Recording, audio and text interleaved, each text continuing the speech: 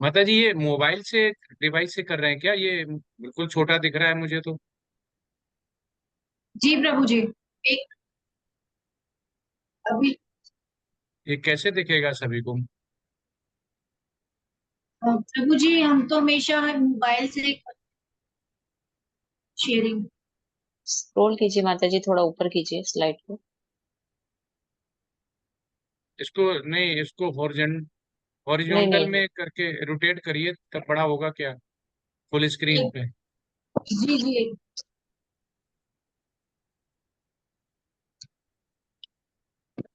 हाँ, हरे कृष्णा प्रभु जी, जो पिक्स है ना उस पे अब क्लिक सही है। करो, उंगली से ठीक हो ग्रुप जाएगा पे प्रभु के। जी। हाँ अब सही प्रभु है। जी नहीं अब ज्यादा बड़ा हो गया, थोड़ा कम। हाँ अभी सही सही है।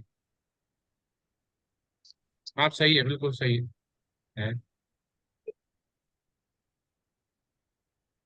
आपकी आवाज नहीं आ रही माता जी। प्रभु जी मैं अभी बोली नहीं थी। कविता माता जी ईशा माता जी। जी जी। हरे हरे कृष्णा सभी को, हरे कृष्णा सभी माता जी को, हरे कृष्णा सभी प्रभु जी को मेरा दंडवत प्रणाम। आज ग्रुप ए की तृतीय प्रेजेंटेशन है। विषय है देवी देवताओं की पूजा। अब मैं चाहूंगी कि ईशा माता जी इस प्रेजेंटेशन की शुरुआत करें। हरे कृष्णा सभी को। मंगला। ओम नमो भगवते वासुदेवाय। ओम नमो भगवते वासुदेवाय। ओम नमो भगवते वासुदेवाय। ओम अज्ञानतिमिरान्धस्य ज्ञानञ्जनशलाकया चक्षुर्मृतं येन तस्मै श्रीगुरुवे नमः। श्रीचैतन्यमनोभीष्टं स्थापितं येन भूतले स्वयं रूपं तदभ्यं ददाति स्वपदान्तिकम्। वन्देऽहं श्रीगुरुं श्रीयुक्तमतं श्रीगुरुं श्रीवैष्णवांश्च श्री सहगण रघुनाथ वेंकटम त्वं सजीवं साद्वैतं सावधूतं परित्यागं सहितं कृष्ण चैतन्य देवं श्री। माता जी माइक थोड़ा आगे करेंगे, आपकी आवाज ब्रेक हो रही है। माता जी क्षमा कीजिएगा, थोड़ा सा वो है नेटवर्क इशू है माता जी। जी।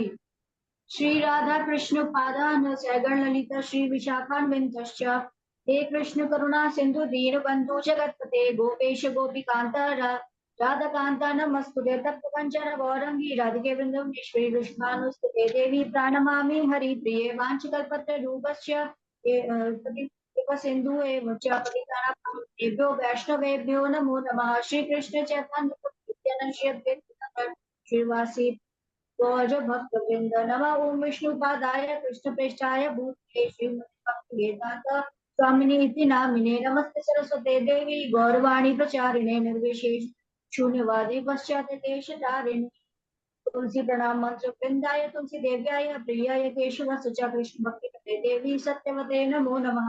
हरे कृष्णा कृष्ण कृष्ण हरे हरे हरे राम राम राम हरे हरे। हरे कृष्ण।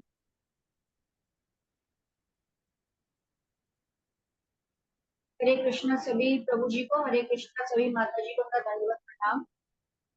देवतागण संसारिक कार्यों के लिए प्रशंसक है। प्रत्येक जीव द्वारा शरीर धारण करने के लिए आवश्यक वायु प्रकाश जल तथा अन्य सारे वर उन देवताओं के अधिकार में है। कुछ यज्ञ किन्हीं विशेष देवताओं को प्रसन्न करने के लिए होता है, किंतु सारे यज्ञों में भगवान विष्णु को प्रमुख भोक्ता की भांति पूजा जाता है। यज्ञ से मनुष्य के खाद्य पदार्थ शुद्ध होते हैं और शुद्ध भोजन करने से मनुष्य जीवन शुद्ध हो जाता है। स्मृति तत्वों के शुद्ध होने पर मनुष्य मुक्ति मार्ग का चिंतन कर सकता है और ये सब मिलकर कृष्ण भावनामृत तक पहुंचाते हैं।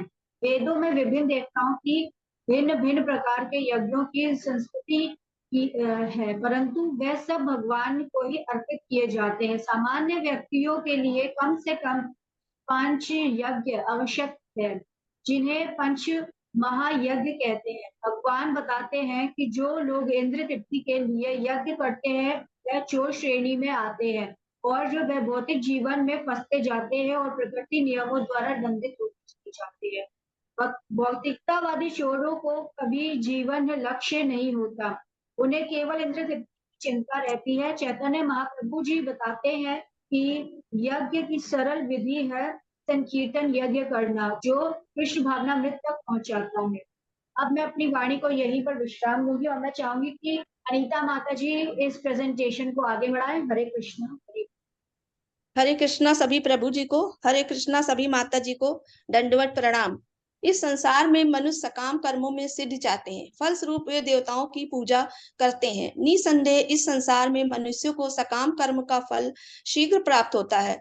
ईश्वर तो एक है किंतु अंश अनेक है। वेदों का कथन है नित्यो नित्यानाम ईश्वर एक है, ईश्वर परमा कृष्णा। कृष्ण ही एकमात्र परमेश्वर है और सभी देवी देवताओं को इस भौतिक जगत का प्रबंध करने के लिए शक्तियां प्राप्त हैं। वे कभी परमेश्वर, नारायण, विष्णु या कृष्ण के तुल्य नहीं हो सकते। जो व्यक्ति ईश्वर और देवताओं को एक स्तर से सोचता है वह नास्तिक या पाषंडी कहलाता है। वे भौतिक सृष्टि से परे रहते हैं। नारायण या कृष्ण इस भौतिक सृष्टि से परे हैं, फिर भी मूर्ख लोग देवताओं की पूजा करते हैं क्योंकि वे तत्काल फल चाहते हैं। उन्हें बुद्धिमान व्यक्ति कृष्ण भावनामृत में स्थित रहता है। उसे किसी तत्काल क्षणिक लाभ की लिए तुच्छ देवी देवताओं की पूजा करने की आवश्यकता नहीं रहती है। यह भौतिक संसार तथा इसके निवासी, जिसमें देवता तथा उसके सभी पूजक भी सम्मिलित होते हैं, विराट सागर में बुलबुलों के समान है। ऐसी क्षणिक वस्तुओं को प्राप्त करने के लिए लोग देवी देवताओं की या मानव समाज के शक्तिशाली व्यक्तियों की पूजा करते हैं। यह श्लोक इंगित करता है कि विरले लोग ही श्री कृष्ण भावनामृत में रुचि लेते हैं। अधिकांश लोग भौतिक भोग में रुचि लेते हैं, फलस्वरूप वे किसी न किसी शक्तिशाली व्यक्ति की पूजा करते हैं। अब मैं अपनी वाणी को यहीं विराम करती हूँ और निर्मला माता जी को आमंत्रित करती हूँ। हरे कृष्णा सभी प्रभु जियों को, हरे कृष्णा सभी माता जियों को मेरा दंडवत प्रणाम। भौतिक इच्छाओं से ग्रस्त लोग देवताओं के शरण में जाते हैं और वे अपने अपने स्वभाव के अनुसार पूजा के विशेष विधि विधानों का पालन करते हैं।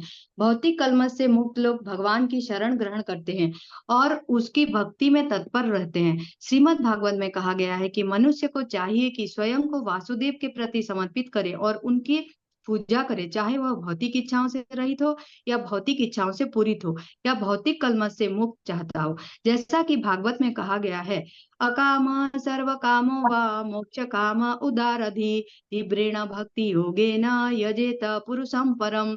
भगवान सबको पूर्ण स्वतंत्रता प्रदान करते हैं, चाहे कोई कुछ भी करे, किंतु उसका अंतिम उपदेश हमें भगवत गीता में प्राप्त होता है, जो है मनुष्य को अन्य सारे कर्म को त्याग कर भगवान के शरण में आना चाहिए। इसी से ही मनुष्य सुखी रहेगा। जीवात्मा तथा देवता दोनों ही परमेश्वर की इच्छा के अधीन है। सारे देवता परमेश्वर के विराट शरीर के विभिन्न अंग स्वरूप है, अतः वे स्वतंत्र नहीं होते। परमात्मा रूप में भगवान देवता के हृदय में भी स्थित रहते हैं, अतः वे देवता के माध्यम से जीव की इच्छा को पूरा करने की व्यवस्था करते हैं, किंतु जीव तथा देवता दोनों ही परमात्मा की इच्छा पर आश्रित हैं, वे स्वतंत्र नहीं हैं। अब मैं अपने वाणी को यहीं पे विराम देती हूँ और इंद्रजीत प्रभु जी को आमंत्रित करती हूँ कि वो प्रेजेंटेशन को आगे बढ़ाएं। हरे कृष्ण।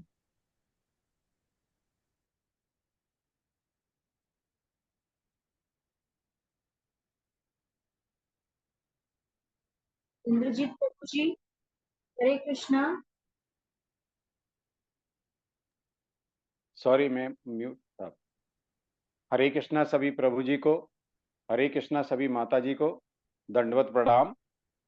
देवतागण परमेश्वर की अनुमति के बिना अपने भक्तों को वर नहीं दे सकते। जीव भले ही यह भूल जाए कि प्रत्येक वस्तु परमेश्वर की संपत्ति है, पर देवता नहीं भूलते। अतएव देवताओं की पूजा से वांछित फल देवताओं के माध्यम से भगवान द्वारा प्रदान किए जाते हैं।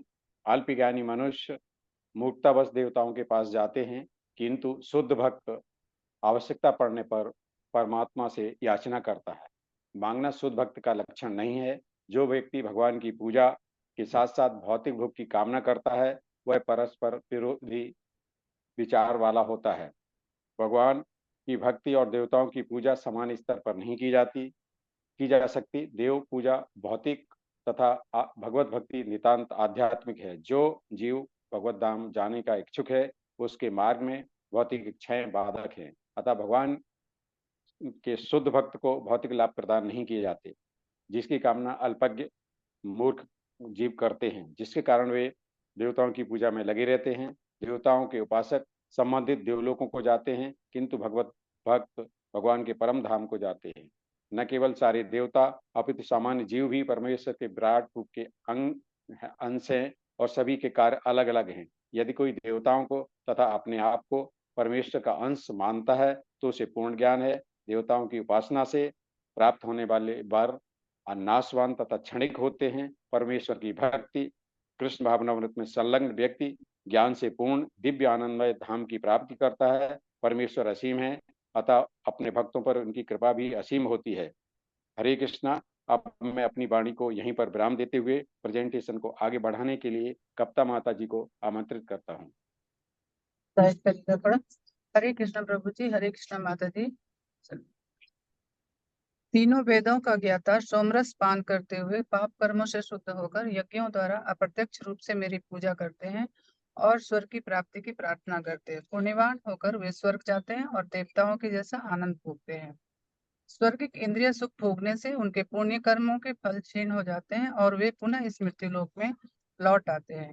क्षीणे पुण्य मर्त्य लोकों विशन्ति। इस तरह वैदिक अनुष्ठानों का पालन करके सुख खोजने वालों को केवल जन्म मृत्यु का चक्र ही मिलता रहता है। जो लोग कर्मकांड का आचरण करते हैं, वेद जिसमें कर्मकांड, ज्ञान कांड एंड उपासना कांड, उनकी इच्छाओं की पूर्ति होती है। जो भौतिक इच्छा है स्वर्गलोक में जाने का, सोमरस पान करते हैं और फिर इस भूलोक पर आ जाते हैं। अपनी इच्छाओं की पूर्ति करते हैं, कर्मकांड करते हैं, स्वर्गलोक जाते हैं, वापस पृथ्वी लोक को आ जाते हैं। श्रीला नरोत्तम दास ठाकुर ने स्पष्ट कहा है कि कर्मकांड, ज्ञान कांड केवल विषय भांड। ये जो भी कर्मकांड यज्ञ करते हैं, ज्ञान कांड का यज्ञ करते हैं, सब विष का भांड। व्यक्तिगण स्वर्ग आदि के सुखों को भोग कर पुनः इस संसार में पतित होते हैं तथा पुनः पुनः जन्म कर्म फल प्रद गति को प्राप्त होते हैं। मात्र कृष्ण भक्ति ही जीव को भौतिक जगत से ऊपर उठा सकती है। और भगवान श्री कृष्ण स्पष्ट बता रहे हैं कि हे कुंती पुत्र, जो भी दूसरी देवी देवताओं की पूजा करते हैं, जो पूजा में लगे हैं, वे अप्रत्यक्ष रूप से श्री कृष्ण की ही पूजा कर रहे हैं, परंतु गलत तरीके से। उदाहरणार्थ, जिस प्रकार वृक्ष के मूल में भलीभांति जल सिंचन करने से उसके स्कंद, शाखा, प्रशाखा, पत्र, पुष्पादि सभी का पोषण होता है, और जिस प्रकार भोजन से प्राणों को तृप्त करने के सभी इंद्रियां पुष्ट होती है, उसी प्रकार श्री भगवान की पूजा करने से ही सबकी पूजा हो जाती है। अहम ही सर्व ज्ञानाम भोक्ता च प्रभुरेव च न तु मामा भी जानन्ति तत्वे नाचस्य वंति से। मैं ही समस्त यज्ञों का एकमात्र भोक्ता तथा स्वामी हूँ और देवताओं द्वारा सभी प्रकार के फलों को देने वाला भी। अतः जो लोग मेरे वास्तविक दिव्य स्वभाव को नहीं पहचान पाते, वे नीचे गिर जाते हैं। उनकी प्रसन्नता के लिए उनको केंद्र में रहकर जो उनकी पूजा नहीं करते, उनका पतन हो जाता है, भौतिक अस्तित्व में गिर जाते हैं और जीवन के वांछित लक्ष्य को प्राप्त नहीं कर पाते। श्रील प्रभुपाद भगवद गीता में बताते हैं कि श्री कृष्ण ही परम सत्य हैं और उनकी दिव्य प्रेम की सेवा करना हर जीव का कर्तव्य है। जो इस बात को स्वीकारते हैं, वे श्रद्धालु और आध्यात्मिक जीवन उनके लिए पहला पाया है। श्रद्धा शब्द विश्वास को है, सुदृढ़ निश्चय कृष्ण भक्ति को लिए सर्व कर्म कृत है। हरे कृष्णा सभी को। मैं अपनी वाणी को यहीं पर विराम देती हूँ। अब मैं संजय प्रभु जी को बुलाना चाहूंगी। हरे कृष्णा। हरे कृष्णा सभी को सादर प्रणाम। श्री कृष्ण का कथन है, जो लोग अन्य देवताओं की पूजा में लगे होते हैं, वे अधिक बुद्धिमान नहीं होते। यद्यपि ऐसी पूजा अप्रत्यक्षता मेरी ही पूजा है। उदाहरण के लिए, जब कोई मनुष्य वृक्षों की जड़ों में पानी न डालकर उसकी पत्तियों तथा टहनियों में डालता है, तो वह ऐसा इसलिए करता है क्योंकि उसे पर्याप्त ज्ञान नहीं होता या वह नियमों को ठीक से पालन नहीं करता। इसी प्रकार शरीर के विभिन्न अंगों की सेवा करने का अर्थ है आमाशय में भोजन की पूर्ति करना। इसी तरह विभिन्न देवता भगवान की सरकार के विभिन्न अधिकारी तथा निर्देशक हैं। मनुष्य को अधिकारियों या निर्देशकों द्वारा नहीं, अपितु सरकार द्वारा निर्मित नियमों का पालन करना होता है। इसी प्रकार हर एक को परमेश्वर की ही पूजा करनी होती है। इससे भगवान के सारे अधिकारी तथा निर्देशक स्वतः प्रसन्न होंगे। अधिकारी तथा निर्देशक तो सरकार के प्रतिनिधि होते हैं, अतः इन्हें घूस देना अवैध है। यहाँ पर इसी को अविधि पूर्वकम कहा गया है। दूसरे शब्दों में, कृष्ण अन्य देवताओं की व्यर्थ पूजा का समर्थन नहीं करते। यज्ञ का अर्थ है विष्णु। मनुष्य को चाहिए कि यज्ञ विष्णु को प्रसन्न करने के लिए है। मैं समस्त यज्ञों का भोक्ता हूँ, क्योंकि मैं परम प्रभु हूँ। किंतु अल्पज्ञ इस तथ्य से अवगत ना होने के कारण क्षणिक लाभ के लिए देवताओं को पूजते हैं। अतः वे इस संसार में आ गिरते हैं और उन्हें जीवन का लक्ष्य प्राप्त नहीं हो पाता। जो देवताओं की पूजा करते हैं वे देवताओं के बीच में जन्म लेंगे। जो पितरों को पूजते हैं वे पितरों के पास जाते हैं। जो भूत प्रेतों की उपासना करते हैं वे उन्हीं के बीच जन्म लेते हैं। और जो मेरी पूजा करते हैं वे मेरे साथ निवास करते हैं। विशेष यज्ञ करके पितृलोक प्राप्त किया जा सकता है। इसी प्रकार मनुष्य भूत प्रेत लोकों में जाकर यक्ष रक्ष या पिशाच बन सकता है। पिशाच पूजा को काला जादू कहते हैं। अनेक लोग इस काले जादू का अभ्यास करते हैं और सोचते हैं कि यह अध्यात्म है, किंतु ऐसे कार्यकलाप नितांत भौतिकतावादी है। शुद्ध भक्त केवल भगवान की पूजा करके निस्संदेह वैकुंठ लोक तथा कृष्ण लोक की प्राप्ति करता है। इस जब देवताओं की पूजा करके कोई स्वर्ग प्राप्त कर सकता है, तो फिर शुद्ध भक्त कृष्ण या विष्णु के लोक क्यों नहीं प्राप्त कर सकता। दुर्भाग्यवश अनेक लोगों को कृष्ण तथा विष्णु के दिव्य लोकों की सूचना नहीं है। ऐसा ना जानने के कारण वे नीचे गिर जाते हैं। केवल हरे कृष्ण मंत्र के जाप से ही मनुष्य सिद्ध हो सकता है और भगवत धाम को वापस जा सकता है।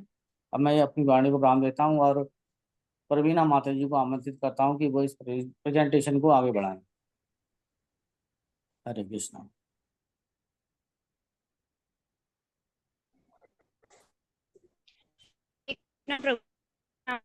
दंडवत प्रणाम। सतोगुणी व्यक्ति देवताओं को पूजते हैं। देवताओं में ब्रह्मा शिव तथा अन्य देवता यथा इंद्र तथा सूर्य सम्मिलित है। किसी विशेष अभिप्राय से किसी विशेष देवता की पूजा करते हैं। इस श्लोक में भगवान विभिन्न बाह्य कर्मों के अनुसार पूजा करने वालों के प्रकार बता रहे हैं। शास्त्रों के आदेश अनुसार केवल भगवान ही पूजनीय है, लेकिन जो शास्त्रों के आदेशों से अभिज्ञ नहीं है या उन पर श्रद्धा नहीं रखते हैं, वे अपने गुण स्थिति के अनुसार विभिन्न वस्तुओं की पूजा करते हैं। सतोगुणी लोग ब्रह्मा शिव विष्णु की पूजा करते हैं। रजोगुणी देवताओं की पूजा करते हैं। तमोगुणी अंधकार में है, वे प्रेतों की पूजा करते हैं। श्रीमद् भागवतम में के चौथे कैंटो के तीसरे अध्याय के 23वें श्लोक में कहा गया, सत्वम विशुद्ध वसुदेवम साधितम। जब व्यक्ति सतोगुणी होता है तो वह वासुदेव की पूजा करते हैं। निष्कर्ष यह निकलता है कि दिव्य प्रकृति के विभिन्न गुणों वाले व्यक्तियों को की संगति से शुद्ध किया जा सकता है। हरे कृष्णा प्रभु जी, मैं अपने प्रेजेंटेशन पे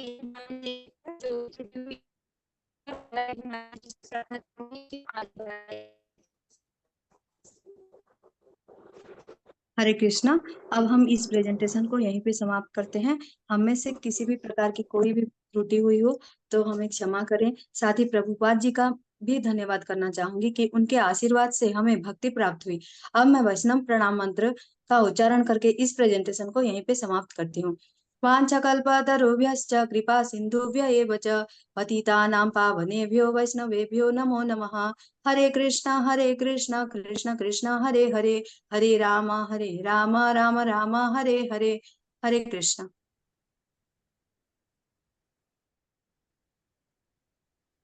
हरे कृष्णा। बहुत अच्छी आपने प्रेजेंटेशन बनाई है और कंटेंट भी बहुत अच्छा था। सबने बहुत अच्छा तैयार किया है, बोला है। और ये चैप्टर भी देखा जाए तो थीम है जिसमें ये आता है, चैप्टर 9 का भी आता है, क्योंकि देवता पूजा चैप्टर 9 में ही आती है गीता के 9.14 से 9.22।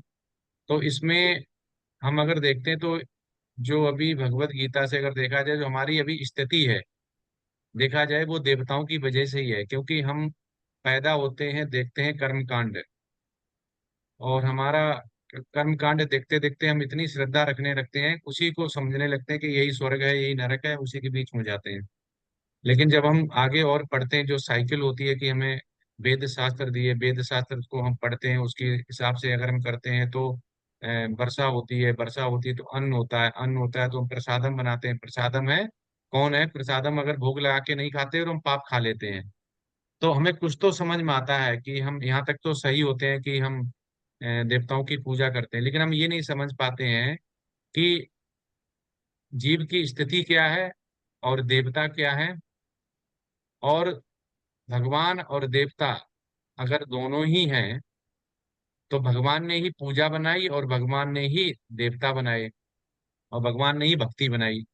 तो इसमें सीखने वाला जो प्रश्न ये आता है कि जीव की स्थिति क्या है।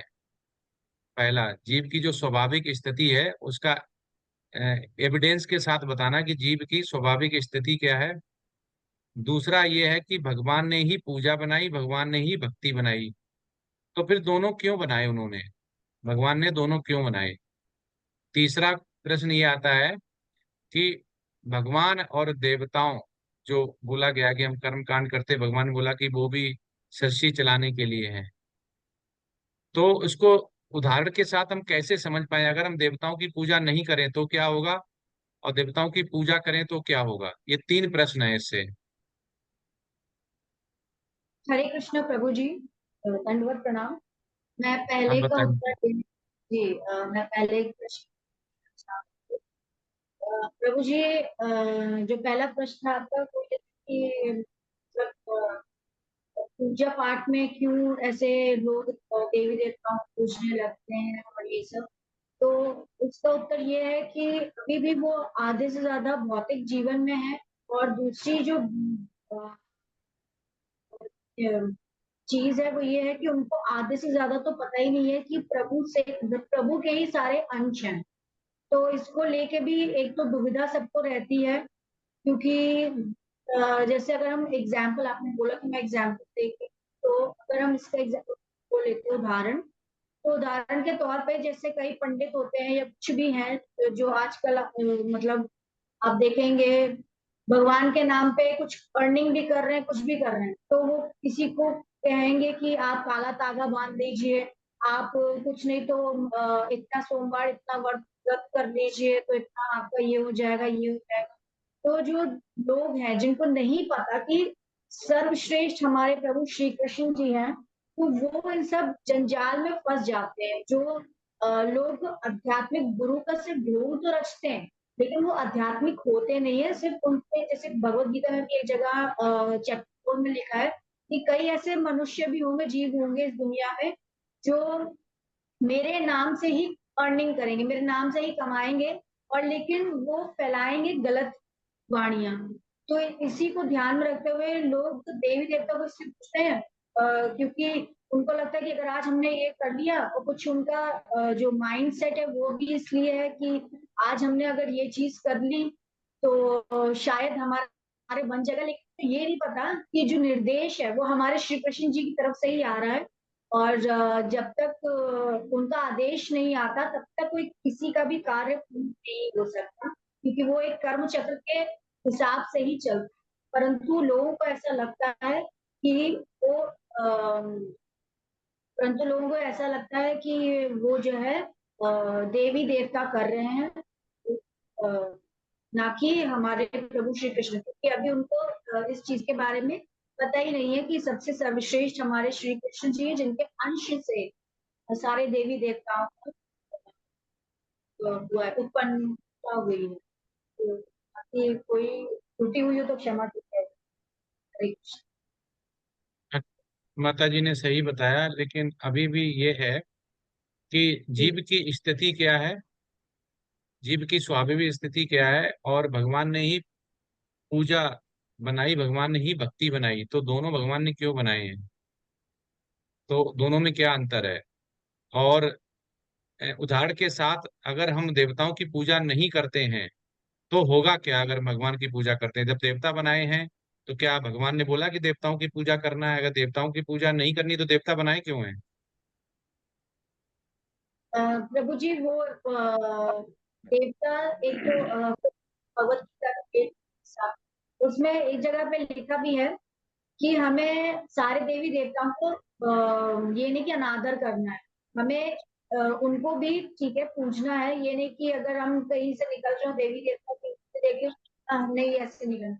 ये भी एक कार्य से देखा जाए तो वो प्रसन्न नहीं होंगे हमारे श्री कृष्ण जी। और उन्होंने ये चीज इसलिए बनाई क्योंकि उनको मानसिकता पता थी कि जो अब जीव धरती लोक पे जा रहे हैं कि उनकी मानसिकता क्या हो, क्योंकि वो सर्वश्रेष्ठ और उनको सब कार्य के सब चीज के बारे में पता है कि क्या सही है, क्या गलत है, क्या होने वाला है। तो जब उन्होंने ये सब, यहाँ तक कि श्रीमद् भगवद गीता भी इसीलिए दोबारा 20 लाख साल पहले धरती पे फिर से वो लेके आए, ताकि हम जैसे जो अज्ञानी अभी भी कई लोग घूम रहे हैं जिनको नहीं पता कि परम शक्ति हमारे जो है वो हमारे सर्वश्रेष्ठ हमारे श्री कृष्ण जी हैं। तो इसीलिए, और दूसरी जो आपने चीज पूछी कि जीव अम, अ, भक्ति मतलब प्रभु जी, दूसरा प्रश्न क्षमा कीजिएगा, मैं भूल गई। जीव जीव की स्वाभाविक स्थिति क्या है, और भगवान ने अगर पूजा और भक्ति बनाई है, तो दोनों अगर बनाए हैं तो फिर केवल भक्ति बना देते, पूजा क्यों बनाई? तो पूजा भक्ति बनाई फिर भी कह रहे हैं कि हमें करना क्या है, तो ये समझाएं थोड़ा। अच्छा जी। तो प्रभु जी जीव जो अब है। पहली बात माता, रुकिए माता जी, आपने बोला कि हम कलयुग में हैं इसलिए हमें पता था हम ऐसे होंगे, तो गीता आई और देवता आए। तो देवता माता जी कलयुग के लिए नहीं है, देवता तो सतयुग में भी थे, और देवता तो द्वापर में और त्रेता में भी थे। तो जी जी जी। देवता देवता कलयुग के लिए नहीं, तो देवता क्यों बनाए, देवता क्यों आए, क्या पर्पज है? जब हमें हमें ये बोला जा रहा है कि हमें देवताओं की पूजा नहीं करनी, जिस स्थिति में होंगे, तो अहम सर्वस्व प्रभो मत्त सर्व प्रवर्तते, तो बोला कि जिसमें हम मतलब भगवान कह रहे हैं समस्त यज्ञों का एकमात्र भोक्ता मैं ही हूँ, और जिस स्थिति में आप जिसकी पूजा करेंगे उसी के मतलब जैसे लोक है, लोका बोल सकते हैं, लोक में जाएंगे। कि इंद्र की पूजा करते हैं तो आप स्वर्ग लोक जाएंगे, ब्रह्मा करते हैं ब्रह्म लोक जाएंगे, उच्च लोका जाएंगे। तो अगर जब भगवान ने बोला जाना ही मेरे यहाँ है, तो इतने लोक बनाए क्यों हैं फिर? तो एक ही क्योंकि बनाते, प्रभु आराम से भगवान की पूजा करते और वहीं पे चले जाते। हरे प्रभु जी कृष्ण वो प्रभु हमें जी। कह रहे हैं कि एक प्रकार की सीढ़ी है, कि पहली सीढ़ी ही यही है कि अब कुछ लोग तो बिल्कुल ही भगवान के आगे हाथ नहीं जोड़ते, कई फिर भी डर के मारे जोड़ लेते हैं, और कुछ जो है कुछ लोगों की बातों में आके जोड़ लेते हैं हाथ। तो वो एक तरीके से कह सकते हैं कि हम एक पहलू है, एक सीढ़ी है जो थोड़ा थोड़ा स्टार्टिंग है।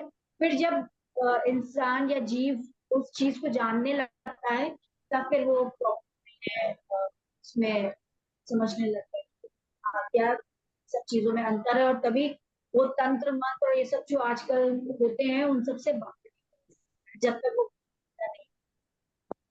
बस प्रभु जी हमें हरे क्षमा। कृष्ण। हरे हरे कृष्ण हरे प्रभु जी, दंडवत प्रणाम। हाँ बताइए माता जी। प्रभु जी, एक्चुअली भगवान ने मतलब सबको जो डेमिगॉड्स हैं उनको अलग अलग डिपार्टमेंट दिए हुए हैं, जैसे भगवत गीता में बताया है। और जो है कि अलग अलग वो कर्म कांड में आता है। जैसे अभी हम पढ़ाई के लिए जो सरस्वती माता का कोई पूजा करते हैं, अभी जैसे बारिश के लिए इंद्र देवता, तो उन लोगों को वो डिपार्टमेंट दिया गया है। तो हमको एक्चुअली जो भौतिक में है तो उन लोग को समझ नहीं आ रहा है, इसीलिए उन लोग उनका पूजा करते हैं। लेकिन एक्चुअल में जिसको मतलब पता है तो भगवान का पूजा करेंगे। जैसे हम लोग अपने जड़ में पानी डालते हैं तो पूरे पेड़ में सबको पानी जाता है, वैसे अगर हम भगवान श्री कृष्ण का पूजा करते हैं तो वो सब डेमिगॉड्स को मतलब वो जाता ही है, अलग से उनको पूजा करने की कोई मतलब जरूरत नहीं है वो। तो जैसे हम प्रसादम चढ़ाते हैं तो अभी जैसे कोई अलग अलग, जैसे कोई दुर्गा माँ का पूजा करें या फिर अलग अलग शंकर भगवान का पूजा अलग अलग देना, ऐसे है नहीं। एक्चुअल में भगवान को दिए तो वो सबके पास ही जाता है। हम प्रसादम चढ़ाते हैं तो भगवान को देते हैं, और बाकी मतलब उन्हीं से ही सबको जाता है, जैसे पेड़ जैसे ही सेम। तो मेरे को जैसे समझ में आ रहा है कि ऐसा ही है बोल के माता जी कुछ। बिल्कुल सही बोला हरे आपने। कृष्णा प्रभु जी। जी। हाँ यस मैं प्रभु जवाब जी। नहीं पा रहा हूँ। हाँ, अपन भौतिक इच्छाओं की पूर्ति के लिए देवी देवताओं की पूजा करते हैं प्रभु जी। हम्म। और देवी देवताओं को जो है भगवान से ही शक्तियां प्राप्त हैं। अगर हम केवल भगवान की ही पूजा करें, भगवान श्री कृष्ण की, तो वो सारी भौतिक इच्छाएं भी प्राप्त हो सकती हैं जो हम देवी देवताओं की पूजा करके करते हैं, पाते हैं। नहीं तो ये सब माता प्रभु जी ने सही बताया, लेकिन घूम फिर के हम वहीं पे आ गए हैं कि पूजा और भक्ति दोनों मार्ग भगवान ने ही बनाए, फिर अलग क्यों है? हरे कृष्णा प्रभु जी, हाँ दंडवत प्रभु प्रणाम। जी बताइए। पहला प्रश्न आपका था जीव की स्थिति क्या है। स्वाभाविक स्थिति, यस। स्वाभाविक स्थिति, जीव की स्वाभाविक स्थिति वो भगवान का अंश है। ये उसकी संवैधानिक स्थिति है कि वो भगवान के सभी जीव, चींटी से लेके और ब्रह्मा तक सभी भगवान के शाश्वत अंश हैं।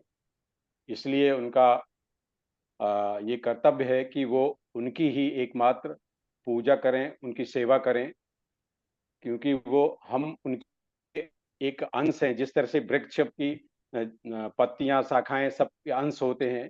तो अगर जड़ पर पानी डालते हैं तो सभी को प्राप्त हो जाता है। इसी तरह से अगर हम भगवान की पूजा करते हैं तो सभी देवताओं की भी पूजा हो जाती है। देवता हमारे भगवान के प्रशासक अधिकारी हैं, इसलिए उनको अलग अलग विभाग दिए गए हैं और उस हिसाब से सामान्यतः जो भौतिक इच्छाओं के पूर्ति के लिए उनकी पूजा करने, अल्प ज्ञानी लोग उनकी पूजा करने लगते हैं।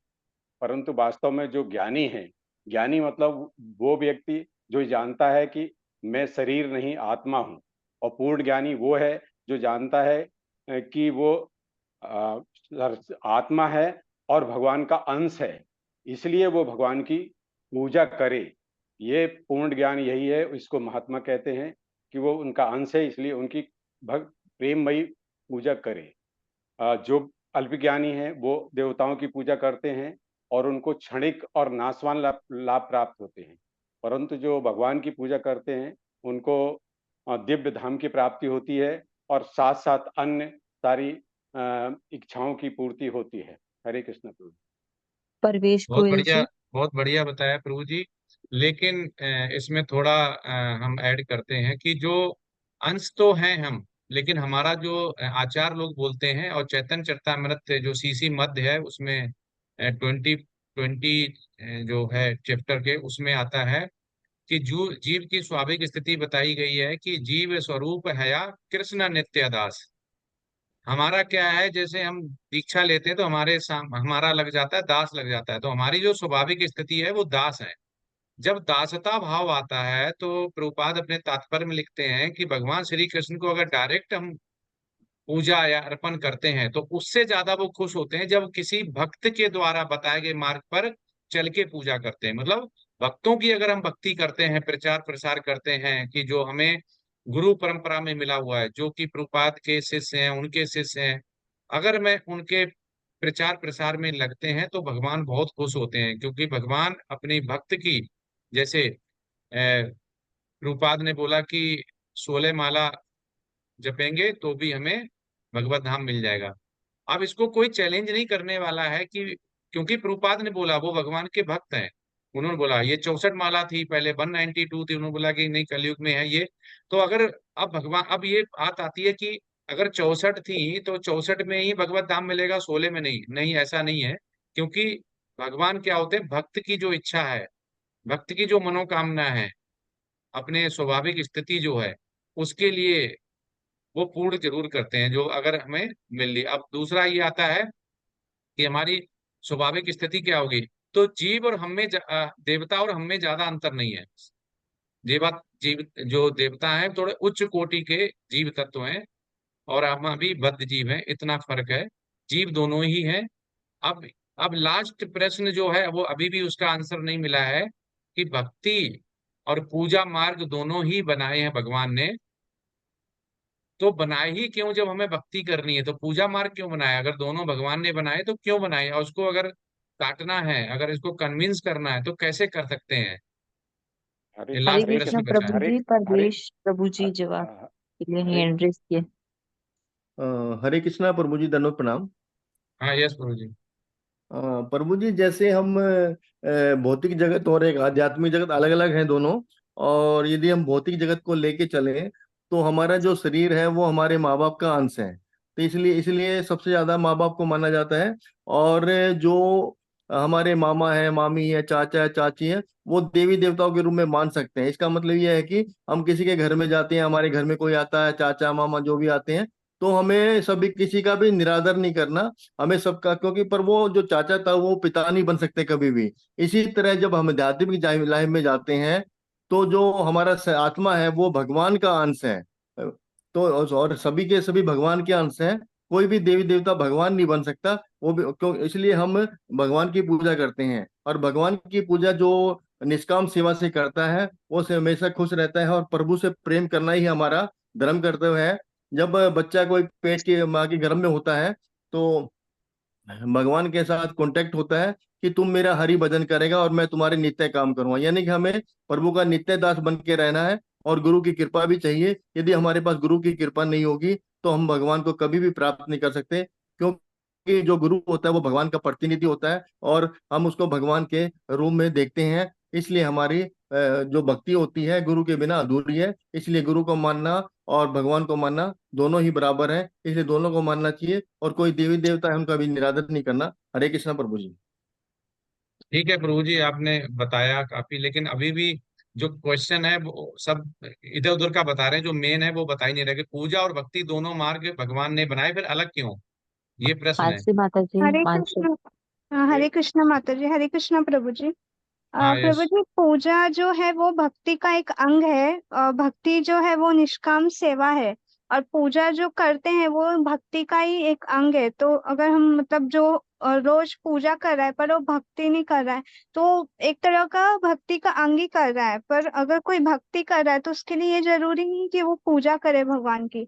वो भगवान की अगर निष्काम सेवा कर रहे हैं, उनको भोग लगा रहे हैं, या फिर एक अपने मतलब बच्चे जैसा पाल रहे हैं, वात्सल्य रस दिखा रहे हैं, तो वो एक तरीके का भक्ति है। पर उसमें पूजा नहीं भी कर रहे हैं तो वो भक्ति कहलाएंगे। तो भक्ति का अंग हम कह सकते हैं कि पूजा है। नहीं, दोनों हरे मार्ग कृष्ण। है माता जी। अंग वो जो अंश है, अंग है, वो आपने बताया कि पूजा पूजा से भी भगवान को प्राप्त किया जा सकता है और भक्ति से भी किया जा सकता है। अगर भक्ति ही करना था तो पूजा क्यों? ये है प्रश्न, ये है कि भगवान ने ऐसा कहाँ पे बोला है कि पूजा और भक्ति दोनों मार्ग भगवान ने ही बनाए हैं, फिर अलग क्यों है? सुकन्या माता जी। हरे कृष्ण। हरे कृष्णा प्रभु जी। आ, हाँ यस। प्रभु जी, मेरे हिसाब से प्रकृति के 3 गुणों में फंस के जो बद्ध जीव है, वो अपने अपने कर्मों के आधार पे अलग अलग स्वभाव प्राप्त होता है, और उसके उपरांत हर जीव अपने अपने श्रद्धा के अनुसार अलग अलग टाइप की पूजा करता है। जैसे कि जो तामसिक स्वभाव का व्यक्ति होगा वो भूत प्रेत की पूजा करेगा। जो राजसिक स्वभाव का रजोगुणी व्यक्ति होगा वो किसी व्यक्ति या स्वघोषित भगवान की पूजा कर सकता है, या फिर जो सत्वगुणी व्यक्ति होगा वो देवी देवता की पूजा कर सकता है। बट इन तीनों केसेस में क्या है कि हम कर्म बंधन में बंध जाते हैं।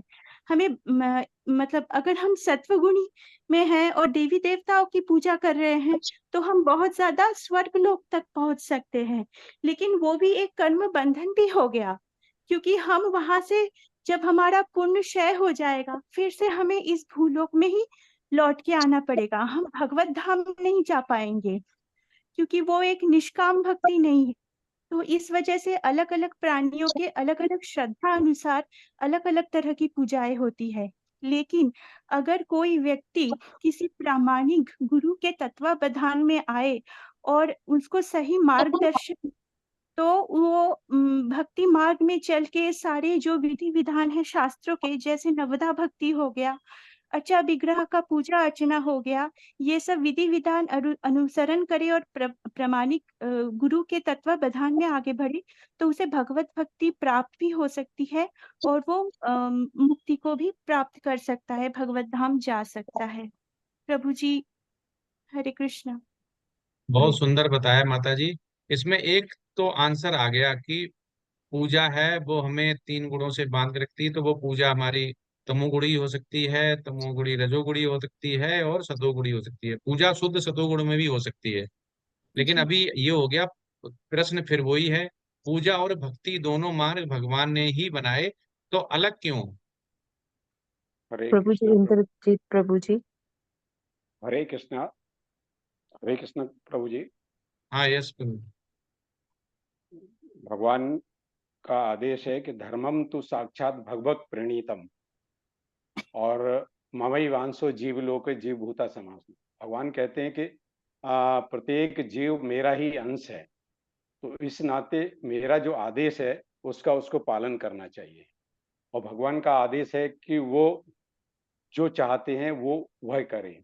भगवान ये चाहते हैं कि वो उनका अंश है तो उनकी वो पूजा करे, उनके आदेश के अनुसार जो कार्य है उसे करे।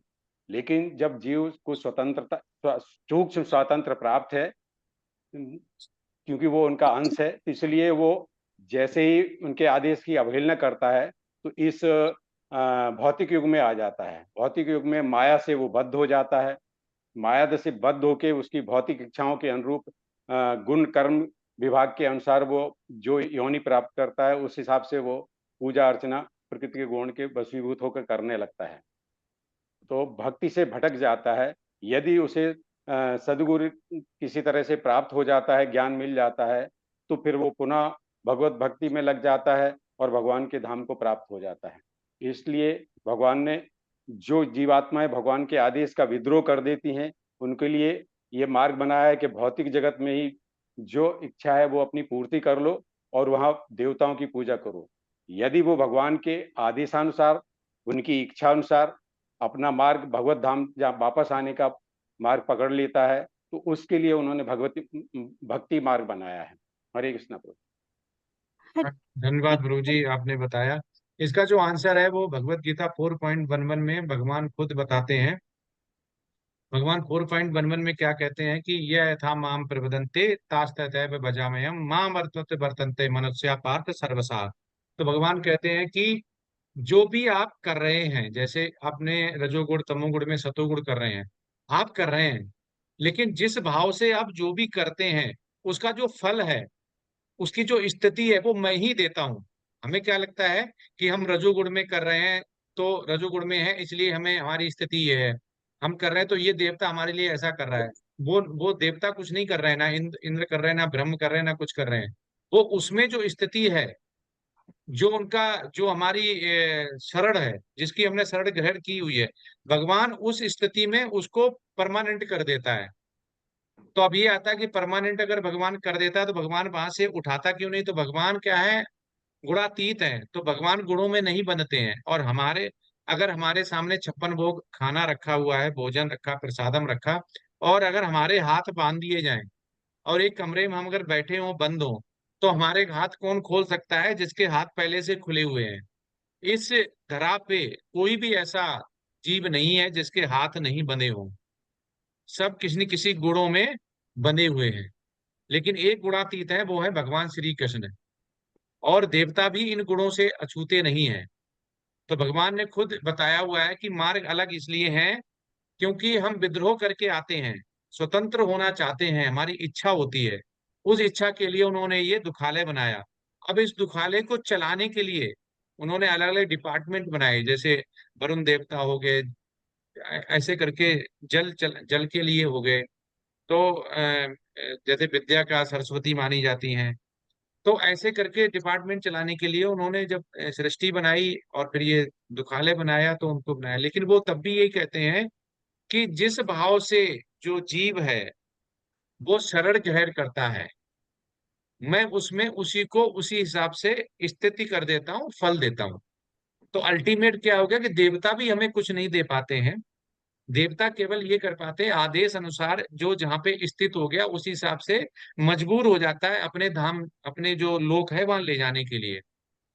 लेकिन देवता उस जीव को भगवान के धाम में नहीं ले जा सकता है प्रमोशन करा के कि मेरे यहाँ आए हो, मैं भगवान से रिक्वेस्ट करता हूँ कि अपने धाम ले लो। लेकिन भगवान अगर स्थिति देते हैं तो वो जिस धाम में भगवान भेजना चाहे उस धाम में वो, उस लोक में वो भेज सकते हैं। तो ये पूजा और भक्ति दोनों मार्ग भगवान ने ही बनाए। अलग क्यों है? अलग इसलिए है क्योंकि 4.11 में भगवान ने इसका आंसर दिया हुआ है कि जिस भाव से जो स्वतंत्र जीव है, जो कि एक दास प्रवृत्ति का है, वो जिस भाव में रहता है, क्योंकि गुणों से बंध के रहता है, उस भाव में मैं मतलब भगवान उसको फल देते हैं और स्थिति कर देते हैं उसमें। इसलिए पूजा मार्ग और भक्ति मार्ग भगवान ने बनाए, उनको अलग इसीलिए किया गया कि हम स्वतंत्रता चाहते थे, हमारी इच्छा थी। ये दुनिया बनाई और ये मृत्युलोक बनाया, मृत्युलोक बनाए थे चलाने के लिए, फिर जीव तत्व जो उच्च कोटि के जीव तत्व हैं उनको बनाया, फिर उसके बाद उस सृष्टि को चलाने के लिए रखा। तो इसलिए भगवान को भूल के अगर इस भौतिक दुनिया में अगर हम आ गए हैं, तो यहाँ पे पाप करने पड़ेंगे या पाप हो जाएंगे और दुखों का सामना करना पड़ेगा। लेकिन भूलिया तुम्हारे संसारे, बोलते हैं ना, भक्ति विनोद ठाकुर लिखते हैं, भूलिया तुम्हारे संसारे आसिया पे नाना। तो वो कह रहे हैं कि ये हम भूल जाते हैं, तो उसीलिए भूलने की वजह से ये सारा कुछ है। हमारी स्थिति अगर हम ये ध्यान रखें कि दास है, हम दास की स्थिति में हैं, तो हम कभी नहीं भूलेंगे। हम क्या करते हैं, थोड़ा पैसा आता है हम गुरूर में आ जाते हैं, थोड़ा हमारा कुछ घर में स्थिति अच्छी होती है तो फिर हम आ जाते हैं, भगवान को भूल जाते हैं। क्यों कहते हैं ना कि दुख में सुमरन करें सब और दुख और सुख में करे ना कोई। तो ये हमारी स्थिति एक्चुअली है ही यही। हम सुख में नहीं करते हैं भगवान को, दुख में करते हैं। जब कोरोना काल था तब ये ऑनलाइन क्लासेस और भगवत गीता पढ़ने वाले बुक जो हुई सेल और जो कनेक्ट हुए गुरुओं से, वो सबसे ज्यादा अभी तक इस 100 साल की हिस्ट्री में नहीं हुआ। क्योंकि ऐसी महाप्रलय जो प्रलय है वो 100 साल में लगभग आती है, पहले 1920 में आई थी। तो इससे स्थिति क्या पता चलता है कि हम भूल जाते हैं। और इस जो हमारा भगवान से संबंध है, अगर उस संबंध को हम अगर याद रखते हैं तो भगवान फिर हमारी स्थिति क्या कर देता है, भगवत धाम के लिए बना देता है। फिर हम भगवान से जुड़ जाते हैं। हरे कृष्ण कृष्ण कृष्ण हरे राम राम राम हरे हरे।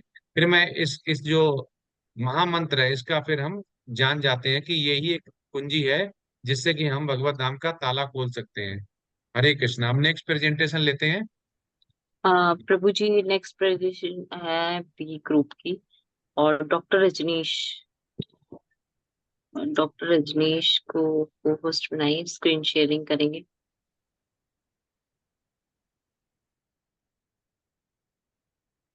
डॉक्टर रजनीश सचदेव। जी। हाँ, बना दिया। कृपया अपने वीडियो ऑन रखें क्योंकि ये वीडियो वहाँ टेम्पल में जाती है। जी, अगर आप ऐसे प्रेजेंटेशन पहले भी जो ग्रुप ए की थी तो वीडियो ऑन नहीं थी, प्लीज वीडियो ऑन करें।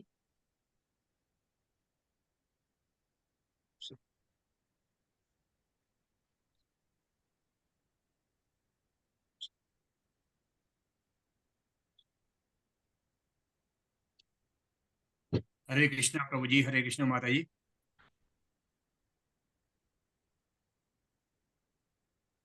हाँ, यस। स्टार्ट करें प्रभु जी। आवाज आ रही है प्रभु जी? हाँ, जी आ रही जी। है। ग्रुप वी की ये तीसरी प्रस्तुति है। इस प्रस्तुति का जो विषय है वो है जीव, ईश्वर और प्रकृति में संबंध। और इसकी जो हमारी जो पीपीटी बनाई है पुण्यवती माता जी ने बनाई है, और इसकी जो प्रेजेंटेशन स्क्रीन प्रेजेंटेशन कर रहे हैं वो डॉक्टर रजनीश प्रभु जी कर रहे हैं। और सबसे पहली इसी क्रम में सबसे पहली प्रस्तुति हमारी नीबू माता जी द्वारा की जाएगी। हरे कृष्णा।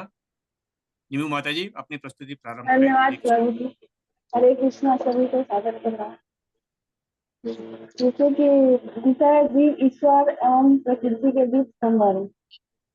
अध्याय 1 से 21 और 22 और अध्याय 4 से 5, 12 से 35 मिला है। भगवान अपने भक्तों पर स्नेह दिखाने को कभी नहीं रुकते, इसलिए अर्जुन ने उन्हें कहा, सेवक स्वामी की सेवा करने के लिए सदैव उद्यत रहता है और भगवान भी भक्त की कुछ न कुछ सेवा करने की कोशिश में रहते हैं। उनको आज्ञा देने वाला कोई नहीं है, किंतु उनका शुद्ध भक्त आज्ञा देता है तो उन्हें दिव्य आनंद मिलता है। भागवत गीता का प्रवचन सूर्यदेव दिव्यस्वान से किया था, तो उस समय अर्जुन भी किसी भिन्न रूप में उपस्थित है, किंतु भगवान तथा जीव आत्मा अर्जुन में यह अंतर है कि भगवान ने यह घटना याद रखी किंतु अर्जुन इसे याद नहीं रख सका। अंश रूप जीवात्मा तथा परमेश्वर में यही अंतर है। कृष्ण ही एकमात्र ईश्वर है, देवता जीवात्मा है। जो व्यक्ति ईश्वर तथा देवताओं को एक स्तर पर सुनता है वह नास्तिक या पाखंडी कहलाता है। प्रकृति के तीनों गुणों के अनुसार और उनके संबंध कर्म के अनुसार 4 वर्ण आश्रम की सृष्टि करते हैं, लेकिन भगवान उनके ऊपर है, वे किसी विभाग में नहीं आते, उनके ऊपर कोई आश्रम नहीं लागू होता है। जबकि जीव आत्माएं भौतिक कार्यकलापों के सकाम कर्म फल में बंधी रहती है, क्योंकि उन्हें प्रकृति साधनों पर प्रभुत्व दिखाने की प्रवृत्ति रहती है। परमेश्वर के साथ अपने संबंध को जान लिया वह जीव आत्मा भगवान का नित्य दास है, और इसे जानने के लिए स्वरूप सिद्ध व्यक्ति से हमें ज्ञान प्राप्त करनी होती है।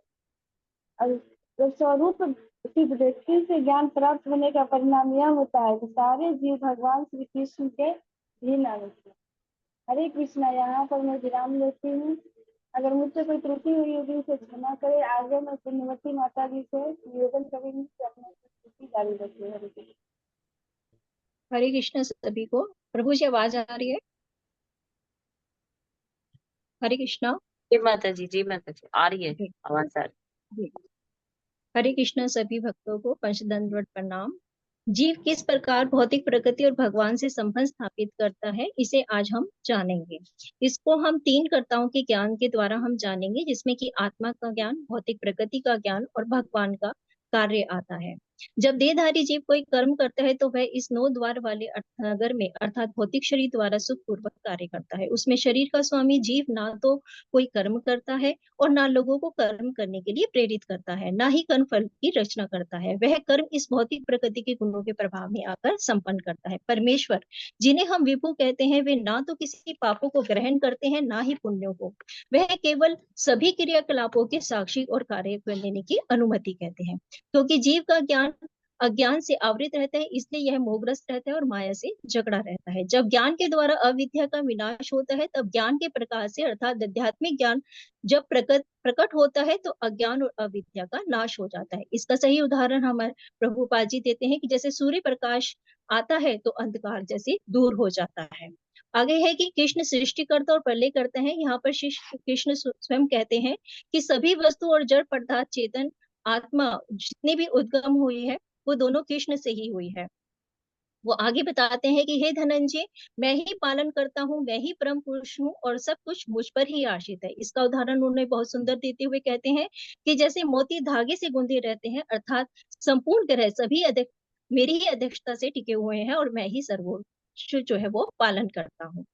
कृष्ण की भौतिक शक्ति है जो अपरा शक्ति कहलाती है, या माया शक्ति भी कहा जा सकता है, जो प्रकृति के संपर्क में आकर कार्य करती है। 5 स्थूल तत्व और 5 सूक्ष्म तत्वों से भौतिक प्रकृति का निर्माण होता है। इसमें 24 तत्व प्रकट होते हैं, जिसे कृष्ण की अपरा शक्ति भी हम कहते हैं। कृष्ण की एक आध्यात्मिक शक्ति है जिसे हम पराशक्ति या जीव शक्ति कहलाती है, जो जीवात्मा पर कार्य करती है। यहाँ कृष्ण अर्जुन को कहते हैं कि महाभायु, इस अपरा और अचेतन शक्ति को अतिरिक्त मेरी एक अन्य पराशक्ति है जो जीवों से युक्त है, जिसमें कि जीव स्वयं के भोग के लिए परा अपरा का विदोहन करती है। जीव जो है वो भगवान की तटस्थ शक्ति है। यहाँ पर आत्मा जो है वो इच्छा करती है परमात्मा से, परमात्मा अनुमति देते हैं भौतिक प्रकृति के द्वारा जीव को उसे संपन्न करने के लिए। तो मैं अपनी वाणी को यहीं पे विराम देती हूँ और प्रमोद प्रभु जी को आमंत्रित करती हूँ कि वो अपनी प्रस्तुति प्रस्तुत करें। हरे कृष्णा। धन्यवाद माता जी। हरे कृष्णा सभी को। पहले मैं क्षमा प्रार्थी हूँ प्रभु जी कि हमने इसकी प्रस्तुति प्रारंभ में ओम नमो भगवते वासुदेवाय नमः नहीं कहा था। एक बार मैं पुनः क्षमा चाहूंगा। ओम नमो भगवते वासुदेवाय, ओम नमो भगवते वासुदेवाय, ओम नमो भगवते वासुदेवाय। जीव, ईश्वर और प्रकृति के बीच संबंध, इस विषय में मुझे अध्याय 9 श्लोक 4 से 10, 22, 29 से 31 श्लोक दिए गए हैं और इन 9 से 4 से 10 श्लोकों का तात्पर्य है कि भगवान की अध्यक्षता के बिना प्रकृति कुछ नहीं कर सकती, तो भी भगवान समस्त कार्यों से पृथक रहते हैं। ईश्वर कहते हैं कि ये संपूर्ण जगत मेरे अव्यक्त रूप द्वारा व्याप्त है, किंतु फिर भी मैं उनमें नहीं हूँ। मैं सर्वत्र हूँ, प्रत्येक वस्तु मुझ में है, तो भी मैं पृथक हूँ। यद्यपि मैं समस्त जीवों का पालक हूँ, परंतु इस विराट अभिव्यक्ति का अंश नहीं हूँ। ये भगवान का योग ऐश्वर्य है। इस जगत में सभी नाशवान है, सभी की मृत्यु होती है, सारे जीव उनमें व्याप्त नहीं है। सारी वस्तुएं जीव उनकी इच्छा से उत्पन्न होते हैं, उनका पालन व संभार उनकी इच्छा अनुसार ही होता है। वे प्रत्येक वस्तु से उसी प्रकार पृथक रहते हैं जैसे वायु से आकाश। कल्प के अंत में प्राणी उनकी प्रकृति में ही प्रवेश करते हैं, वह उनकी इच्छा से पुनः इस विराट जगत की उत्पत्ति होती है। अगले श्लोक में भगवान बताते हैं कि मेरी इच्छा से ये विराट जगत बारंबार प्रकट होता है और अंत में विनष्ट हो जाता है। भगवान कहते हैं कि वे उदासीन रहते हुए भौतिक कार्यों से विरक्त रहते हैं, फिर भी वे छोटे से छोटे भौतिक कार्यों पर उनका नियंत्रण रहता है। यद्यपि प्रकृति भगवान की अध्यक्षता में कार्य करती है, तो भी भगवान समस्त कार्यों से विरक्त रहते हैं। निष्काम भाव से अनन्य भक्ति करने वालों की आवश्यकता की पूर्ति एवं रक्षा करने का दायित्व कृष्ण स्वयं लेते हैं। कृष्ण सभी भूतों से संभाव रखते हैं, उनका ना तो कोई प्रिय है ना ही कोई अप्रिय, परंतु जो भक्त उनको भजते हैं कृष्ण उनमें है। हम सब में कृष्ण है। वे उनके अंतकरण में प्रकट होते हैं जो उनका सच्चा भगत है। यदि कोई दुराचारी भी अनन्य भाव से कृष्ण की भक्ति करता है तो साधु मानने योग्य है। अब ये प्रश्न है कि क्या दुराचारी का धर्मात्मा बनना संभव है? भगवान के कहे अनुसार चलने पर कुछ भी संभव है। जो सच्चे मन से भगवान की भक्ति करता है उसका विनाश नहीं होता। इसी के साथ मैं अपनी प्रस्तुति को यहीं विराम देता हूँ। मैं अगले इसी क्रम में रजनीश प्रभु जी से आग्रह करूंगा वे अपनी प्रस्तुति प्रारंभ करें। हरे कृष्णा। धन्यवाद प्रभु जी। हरे कृष्णा सभी को। भगवत गीता में आत्मा, भगवान और प्रकृति के बीच संबंधों का गहराई से वर्णन किया गया है। अध्याय 10 और 13 इन संबंधों को समझने में महत्वपूर्ण भूमिका निभाते हैं। अध्याय 10 के श्लोक 8 से 11 में भगवान कृष्ण ने आत्मा की सर्वव्यापिता और परमेश्वरत्व का वर्णन किया है। भगवान कहते हैं कि आत्मा न केवल सभी जीवों में मौजूद है, बल्कि यह सृष्टि के हर पहलू का स्रोत और नियंत्रक भी है। यह समझना महत्वपूर्ण है कि आत्मा भौतिक शरीर से अलग है और यह अमर है। इसी की निरंतरता में भगवान 9 से 11 श्लोक में भक्ति के महत्व पर बल देते हैं। वे कहते हैं कि भक्ति के माध्यम से व्यक्ति आत्मा की सच्ची प्रकृति को समझ सकता है और भगवान के साथ एकात्मता प्राप्त कर सकता है। भक्ति ही आत्मज्ञान और मोक्ष का मार्ग है। इसी विषय को भगवान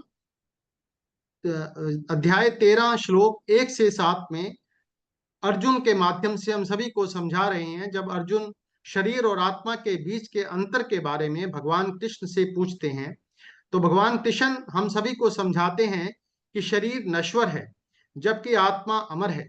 आत्मा शरीर का निवासी है और ये शरीर के मरने के बाद भी जीवित रहती है। इसी की निरंतरता में श्लोक 23 में भगवान कृष्ण ने उत्तम ज्ञान की परिभाषा दी है। भगवान कृष्ण फिर अर्जुन के माध्यम से हमें समझा रहे हैं कि उत्तम ज्ञान वह है जो हमें परमात्मा की उपस्थिति का अनुभव कराता है और हमें भक्ति के मार्ग पर ले जाता है। यह ज्ञान हमें मोह और अज्ञान से मुक्ति दिलाता है और हमें आत्म साक्षात्कार की ओर ले जाता है। इसी के साथ ही मैं अपनी प्रस्तुति को विराम देता हूँ। अगर कुछ त्रुटि रह गई हो तो क्षमा प्रार्थी हूँ और रेशमा माता जी से निमंत्रण देता हूँ कि वो अपनी प्रस्तुति को प्रस्तुत करें। हरे कृष्णा सभी को। धन्यवाद प्रभु जी। हरे कृष्ण। सादर प्रणाम सभी को। जीव ईश्वर एवं प्रकृति के बीच संबंध। यो माम एवं सम्मूढ़ो जानति पुरुषोत्तमं स सर्वविद भजति माम सर्वभावेन भारत। ब्रह्म नामक पूर्ण भौतिक पदार्थ का जन्म का स्रोत है और सभी जीवों का जन्म का संबंध बनाते हुए भगवान कृष्ण इस ब्रह्म को संचित करते हैं। जीवन की सभी प्रजाति इस भौतिक प्रकृति में जन्मने में संभव हुई है और भगवान कृष्ण बीज देने वाले पिता है। सूर्य का भगवान श्री कृष्ण आगे कहते हैं, सूर्य का वैभव जो पूरे संसार को अंधकार से दूर करता है वो मुझसे आता है। चंद्र का वैभव, अग्नि का वैभव भी मेरी ओर से आता है। मैं सबके हृदय में विराजमान हूँ और मुझे स्मरण, ज्ञान और निश्चय हूँ। सभी वेदों में जाना जाता है। वास्तव में वेदों का संकलन करता और वेदों का ज्ञाता है। आगे श्री कृष्ण भगवान कहते हैं, जो कोई मुझे बिना किसी संदेह से भगवान के सर्वोच्च व्यक्तित्व के रूप में जानता है वह सबको जानता है। अंत में भरत के पुत्र वह मेरी पूर्ण भक्ति में लीन हो जाता है। यह वैदिक शास्त्र के सबसे बड़ा गोपनीय हिस्सा है। ये पाप रहित है और यह मेरे द्वारा प्रकट किया गया है। जो इसे समझता है वह बुद्धिमान बन जाएगा और इसकी प्रयासशीलता की ओर ले जाएंगे। हरे कृष्णा। चीजों को समझकर आगे मैं प्रियनाथ प्रभु जी को आमंत्रित करती हूँ कि प्रेजेंटेशन कंटिन्यू रखें। हरे कृष्णा।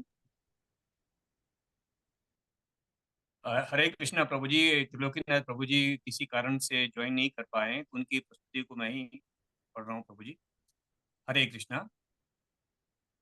इस प्रस्तुति में 18वें अध्याय के 61 से 66 श्लोक आवंटित किए गए हैं। भगवान कृष्ण ने उपदेश दिया कि जीवात्मा ही सर्वसर्वा नहीं है। भगवान स्वयं अंतर्यामी परमात्मा रूप में हृदय में स्थित होकर जीव को निर्देश देते हैं। शरीर परिवर्तन होते ही जीव अपने विगत कर्मों को भूल जाता है, लेकिन परमात्मा भूत वर्तमान और भविष्य का ज्ञाता है, उसके समस्त कार्यों का साक्षी होता है। परमात्मा के निर्देश पर भौतिक शक्ति द्वारा उत्पन्न भौतिक शरीर में जीव अपनी योग्यता के अनुसार वहन करता है। जो ही किसी विशेष शरीर में स्थापित कर दिया जाता है, यह शारीरिक अवस्था के अंतर्गत कार्य करना प्रारंभ कर देता है। इस प्रकार परमात्मा के आदेश से भौतिक प्रकृति एक विशेष प्रकार के जीव के लिए विशेष प्रकार से शरीर का निर्माण करती है, जिसमें अपनी पूर्व इच्छाओं के अनुसार कर्म कर सके। जीव स्वतंत्र नहीं होता, भगवान के नियंत्रण में रहता है। अगले श्लोक में भगवान कहते हैं कि जीव को चाहिए कि प्रत्येक हृदय में स्थित भगवान की शरण ले। ऐसे शरण पाने से मनुष्य न केवल इस जीवन के सारे कष्टों से छुटकारा पा लेगा, अपितु अंत में परमेश्वर के पास भी पहुंच जाएगा। भगवद गीता के 15वें अध्याय में कहा गया है कि सर्वस्य चाम विधि सन्निविष्टम, अर्थात भगवान प्रत्येक जीव के हृदय में स्थित है। 63वें श्लोक में भगवान ने अर्जुन को ब्रह्म भूत ज्ञान बतला दिया है। जो ब्रह्म भूत अवस्था में होता है वो प्रसन्न रहता है, वो ना तो शोक करता है, ना किसी वस्तु की कामना करता है। यहाँ पर जैसे यथेच्छसी तथा करूम, जैसी इच्छा वैसे ही करो, यह सूचित करता है कि ईश्वर जीव की स्वतंत्रता में हस्तक्षेप नहीं करते। 64वें श्लोक में भगवान अर्जुन को गुह ज्ञान तथा गुहोत्तर ज्ञान प्रदान करने जा रहे हैं। ये भगवान के शरणागति होने का ज्ञान। 9वें अध्याय के अंत में भगवान ने कहा था, मन मना सदैव मेरा चिंतन करो। उसी आदेश को भगवत गीता के रूप में दोहराया जा रहा है। 65वें श्लोक में ज्ञान का गौतम अंश बताया गया है कि मनुष्य कृष्ण का शुद्ध भक्त बने, सदैव उन्हीं का चिंतन करे और उन्हीं के लिए कर्म करे। 66वें श्लोक में भगवान कृष्ण अर्जुन कहते हैं कि अभी तक बताई गई सारी विधियों का परित्याग करके वो केवल मेरी शरण में आओ, मैं समस्त पापों से तुम्हारे उद्धार कर दूंगा। इसमें मां शुचो, मत डरो, मत झिझको, मत चिंतको, विशेष शब्दों का प्रयोग करके अत्यंत सार्थक है। हरे कृष्णा हरे कृष्णा। इसी के साथ ही मैं अपनी प्रस्तुति को यहीं विराम देता हूँ। मुझसे कोई त्रुटि हो गई तो मैं क्षमा प्रार्थी हूँ। इसी के साथ हमारे ग्रुप बी की प्रस्तुति यहीं समाप्त होती है। वांछा कल्पतरुपेषु कृपा सिंधु पतितानां पावनेभ्यो वैष्णवेभ्यो नमो नमः। हरे कृष्ण कृष्ण कृष्ण हरे हरे, हरे राम राम राम हरे राम, राम हरे हरे कृष्ण। राम राम राम। यस, प्रस्तुति बहुत सही थी। इसमें कुछ ऐसा ना हो कि जो क्लियर ना हो। बहुत अच्छा बनाया और काफी समझ के बोला कंटेंट। और दूसरा है कि दोनों ग्रुप ने जो टाइम लिया है वो बहुत ही सही टाइम लिया। नहीं, ज्यादातर क्या होता है कि एक एक प्रेजेंटेशन में आधा आधा घंटा चला जाता है और उसको खींचते चले जाते हैं। पॉइंट टू पॉइंट होना चाहिए कि अब जीव प्रकृति और ईश्वर के बीच में संबंध क्या है। सबसे बड़ा तो संबंध यही है कि हम स्वतंत्रता और इच्छा की वजह से यहाँ पे आए, तो हम जीव बने। और जीव के लिए स्वतंत्रता की वजह से प्रकृति बनाई, और प्रकृति बनाई तो ईश्वर से संबंध क्या है हमारा। ईश्वर से संबंध अगर हम भूल गए तो यही तो संबंध है जो हम भूल गए। जो यहाँ लिखा हुआ है ना, जीव प्रकृति ईश्वर के बीच संबंध, इसी संबंध को तो भूल गए। इसी संबंध के चक्कर में तो ये सारा बनाना पड़ा। अगर ये संबंध नहीं भूलते तो ये आज लिखना नहीं पड़ता हेडिंग कि जीव प्रकृति ईश्वर के संबंध। आराम से हम लोग भगवत धाम में होते, ना संबंध खोजते ना कुछ। इस संबंध को भूले फिर उसी संबंध को याद कर रहे हैं। तो जीव प्रकृति और ईश्वर है वो एक तरह का। यहाँ पर जो हमारी स्वतंत्रता है, वो स्वतंत्रता तो हमें दे दी। जैसे हमारा कोई छोटा बच्चा होता है ना, अगर वो मेला में जाए और उसे जो कुछ चाहिए हो और आप नहीं देंगे तो वो वहां पे रोड पे लौट जाएगा। और उसकी डर की वजह से कि लोग क्या कहेंगे, देखेंगे, कपड़े गंदे हो जाएंगे, तो क्या करते हैं उसको जो भी चाहिए वो दिला देते हैं। चाहे भले वो आइसक्रीम मांग रहा हो या कुछ उल्टा सीधा सामान मांग रहा हो जो काम का नहीं हो, या उसके दांत खराब हो जाए, बुखार आ जाए, लेकिन आप डर की वजह से, क्योंकि वो स्वतंत्रता मांग रहा है, वो ऐसा कर रहा है कि विरोधाभास की उसे चाहिए चाहे कुछ भी, लेकिन आप जानते हुए कि वो बीमार हो जाएगा, उसके दांत खराब हो जाएंगे, चॉकलेट हो गई यार कुछ भी दे देंगे। ऐसे ही भगवान को पता है कि इसका ये दुखालय में जाके दुख भोगेगा, पाप करेगा, लेकिन तब भी उसको देते हैं क्योंकि हम आते हैं। तो यही यहाँ पे जीव को बोला गया। अब इसमें समझने वाली बात ये आती है कि अगर हम पुरुष हैं जो कि भोक्ता है, तो अगर हम भोक्ता हैं तो हम क्या क्या, अगर हम भोक्ता बोले ही गया है कि हम भोक्ता हैं, तो हम क्या क्या यहाँ पे भोग सकते हैं भगवान के हिसाब से। हम क्या क्या भोग सकते हैं, चाहे वो हमारा किसी भी गुण में हो, चाहे किसी भी यज्ञ के लिए हो, चाहे तप के लिए हो। तो जैसे भगवान के बाद जीव आता है, तो जीव के बाद क्या आता है, कौन बताएगा जीव के बाद क्या आता है। भगवान के बाद जीव है, हमारे से फिर नीचे क्या है? मानसी माता जी बताइए। प्रभु जी, जीव अपने कर्म भोगता है, जो अपने कर्म करेगा उसके अनुसार से फल मिलता है, और वो भगवान की इच्छा होती है कि वो उनको क्या फल दे सकते हैं, पर अपने कर्म ही भोगेगा। हरे कृष्णा। हाँ हाँ, वो ठीक है माता जी। प्रश्न ये है कि भगवान ने, हम अंश हैं, प्रकृति बनाई, जीव बनाया, तो भगवान के बाद जीव हो गया। मतलब सेकंड अगर देखा जाए भगवान का, भगवान सबसे पहले आए, द्वितीय जो विस्तार माना जाए वो जीव हो गया। तो द्वितीय विस्तार के बाद तृतीय विस्तार क्या है? हरे कृष्णा प्रभु जी। आत्मा। प्रभु जड़ा आत्मा प्रकृति। आत्मा विस्तार थोड़ी, आत्मा तो और शॉर्ट हो गया है, आत्मा तो अंश हो गया है। प्रभु जी भौतिक प्रकृति है प्रकृति। प्रभु, जड़ा प्रकृति। प्रकृति। हरे पदार्थ। कृष्णा जड़ भौतिक प्रकृति। भगवान के बाद जीव आता है, जीव के बाद पदार्थ आता है। पदार्थ में मतलब सारी चीजें आ जाती हैं, चाहे कोई भी चीज हो जो कि जिस पे हम चल रहे हैं, जिससे हम पंच तत्व से बने हुए जितनी चीज है वो सब पदार्थ में आ जाती है। तो पहले भगवान हुए, फिर जीव हुआ, फिर पदार्थ हुआ। तो जैसे ही हम बोलते हैं ना कि हम, हमारा होगा क्या, हम पंचतंत्र में विलीन हो जाएंगे या कैसे होंगे, तो इसको प्रकृति के जो तीन गुण हैं अगर उससे हम समझते हैं तो हर तरह का प्रकृति के, चाहे वो यज्ञ हो, चाहे वो तप हो, चाहे वो दान हो, यज्ञ करोगे तो भी वो तीनों गुणों में बैठेगा। चाहे वो तमोगुणी यज्ञ हो सकता है, सतोगुणी हो सकता है, रजोगुणी हो सकता है। यज्ञ भी तीनों गुण में हो सकता है, और तप भी हो सकता है, और त्याग भी हो सकता है। तो प्रकृति के जो तीन गुण है, वो चाहे हमारा पुरुष हो, चाहे वो ईश्वर हो, उसमें प्रकृति के तीन गुण आते ही आते हैं। लेकिन जब भगवान के जब नाम आता है, क्योंकि भगवान केवल ऐसे हैं जो कि गुणातीत हैं, जो हम पहले भी डिस्कस कर चुके हैं, तो प्रकृति के तीन गुण में वो नहीं आते। लेकिन अब यही होता है कि हमें भगवान, ऐसा बोला जाता है कि भगवान हमें इससे बचा लेते हैं। वो बचा इसीलिए लेते हैं कि वो गुणातीत हैं। गुणातीत हैं, उनपे इनका कोई इफेक्ट नहीं होता है, प्रकृति के जो गुण हैं।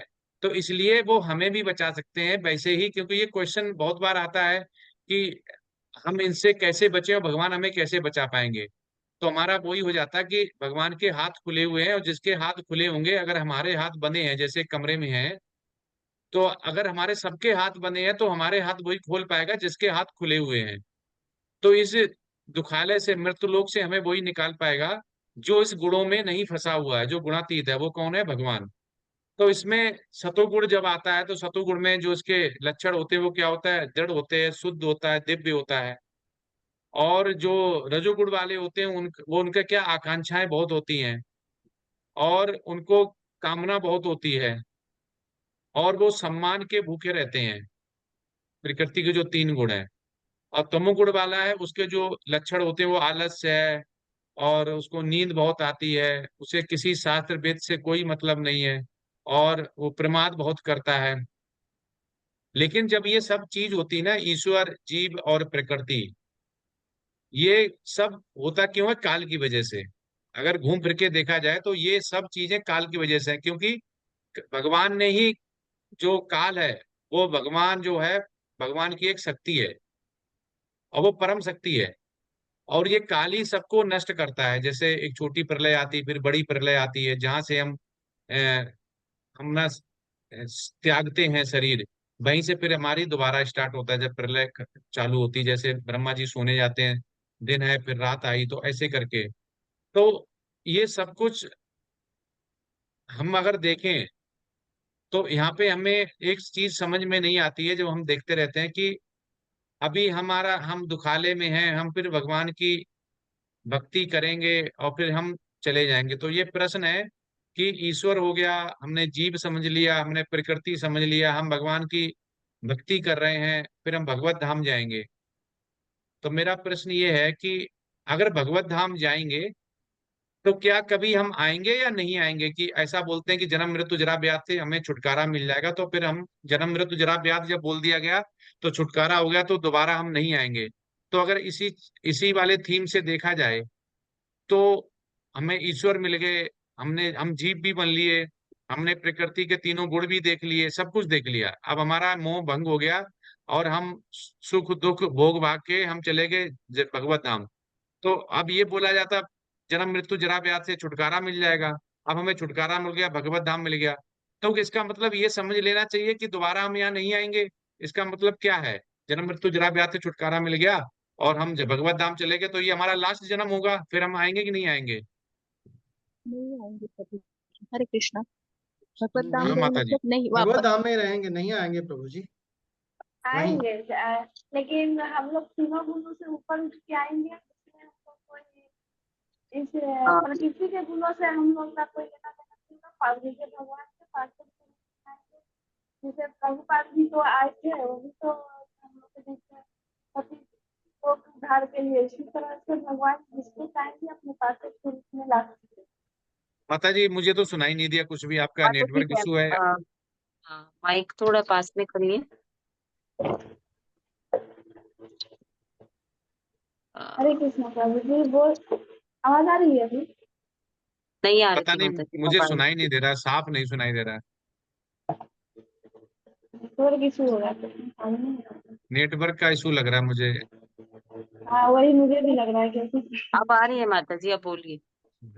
बोल रहे थे प्रभु जी कि हम लोग आते हैं दोबारा, लेकिन ये जो तीनों गुण से ऊपर उठ के आते हैं, हम लोग का इससे कोई प्रभाव नहीं पड़ता है।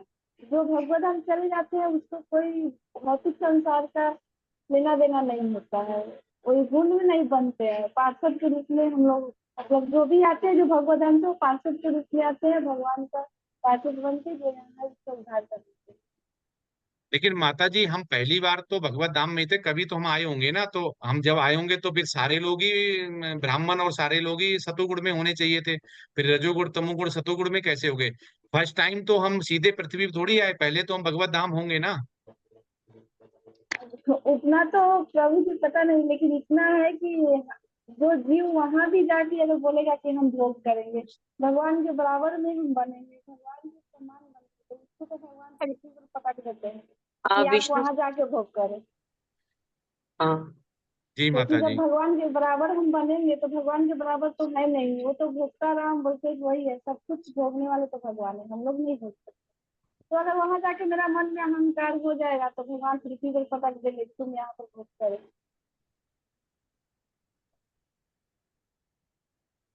प्रभु हरे जी, विष्णु कृष्णा। विष्णु प्रभु जी आंसर देना चाह रहे हैं। हरे कृष्णा। हरे कृष्णा माता जी, हरे कृष्णा प्रभु जी। मुझे जो अपनी छोटी सी बुद्धि से समझ में आता है उसमें हमें यही लगता है कि हम नित्य, जैसे अर्जुन नित्य पार्षद हैं भगवान के, और बहुत सारी गोपियां और बहुत सारे लोग जो नित्य पार्षद हैं, हम शायद उस रूप में उनके साथ होंगे। और इस इससे भी थोड़ा आगे अगर हम तुलसीदास जी की शरण में जाएं और उनसे पूछें कि क्या होगा, तो वो तो यही कहते हैं कि सगड़ोपासक मोक्ष न लेहि। तो मुझे लगता है कि हमें उस चीजों में शायद नहीं पड़ना चाहिए, और जो भगवान ने कहा है कि अनन्यास चिंतयन्तो माम नित्य युक्ता उपासते, तो हमें उनकी अनन्य भक्ति करनी चाहिए, और फिर वो जो जहां ले जाए वहां हमें चलना चाहिए। हरे कृष्ण। जी प्रभु जी, बहुत सुंदर मानसी बताया माता। प्रभु जी ने। हरे कृष्णा। हाँ यस माता जी। अच्छा प्रभु जी, आपका प्रश्न था कि भगवत धाम जाकर हम वापस आ सकते हैं या नहीं। तो नहीं भगवत आ धाम सकते हैं, जाने। नहीं नहीं माता जी आ नहीं सकते हैं। अगर हम ये बोला जाता है कि जन्म मृत्यु जरा व्याध से छुटकारा चाहिए, तो हमें भगवान की भक्ति करनी है, तो हम भगवत धाम चले जाएंगे जहां हमारा घर है, जहां से हम विमुख होके आए हैं। अब ये है कि अगर एक बार हम चले गए तो क्या दोबारा भी आते हैं? जैसे अभी आए हुए मनुष्य रूप में अभी हम भोग रहे हैं, तो क्या ऐसे दोबारा आते हैं या नहीं आते हैं, ये प्रश्न है। जी प्रभु जी, वहां से वापस नहीं आते हैं।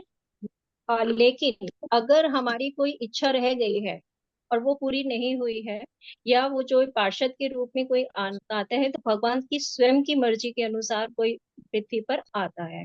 और यहाँ पे था कि हम पहले आने के बाद वहीं पे थे, तो हम यहाँ क्यों आए हैं।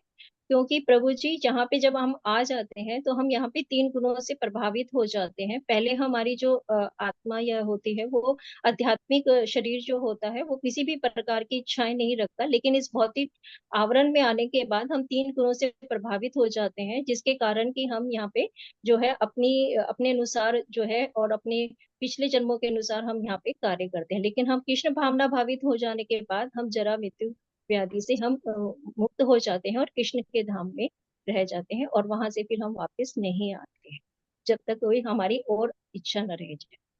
जी माता जी, इसको और सिंप्लीफाई करते हैं माता जी। प्रभु जी ने सही बताया। जो आचार्य लोग क्या बताते हैं, जैसे एक घर में पिता है, पुत्र है, तो कभी आपने देखा कि पिता बहुत ही कम, रेयर्ड जैसे होगा, अगर इसका भी अपवाद मिल जाएगा, लेकिन कभी देखा होगा पिता कभी पुत्र को निकालेगा नहीं।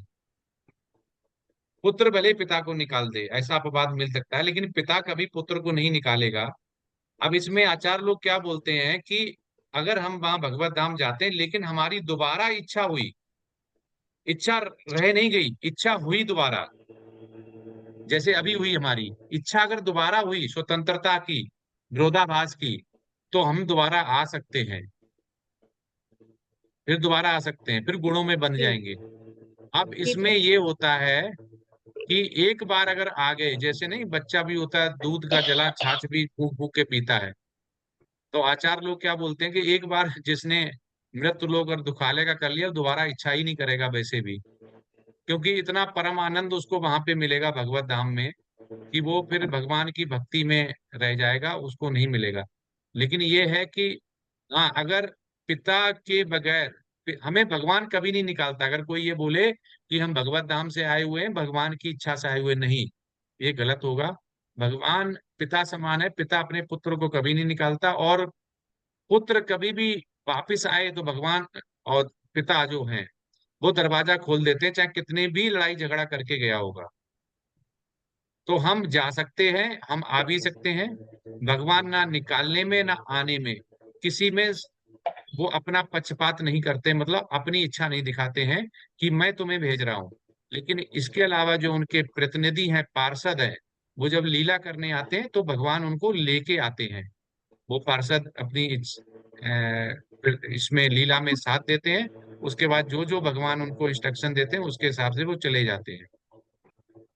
तो ये आज का जो था समरी, जो दोनों प्रेजेंटेशन हुई उनका यही था कि इसमें हमें बहुत सिंपल हमें समझना है, लेकिन अल्टीमेट हमें इस दुखालय में, अभी कलयुग में जो आचार्य बोलते हैं हमें करना यही है कि हरे कृष्ण महामंत्र जितनी क्वालिटी के साथ हम जप सकते हैं, जितना ज्यादा हम जपेंगे उतना ही भगवान को हम समझ पाएंगे।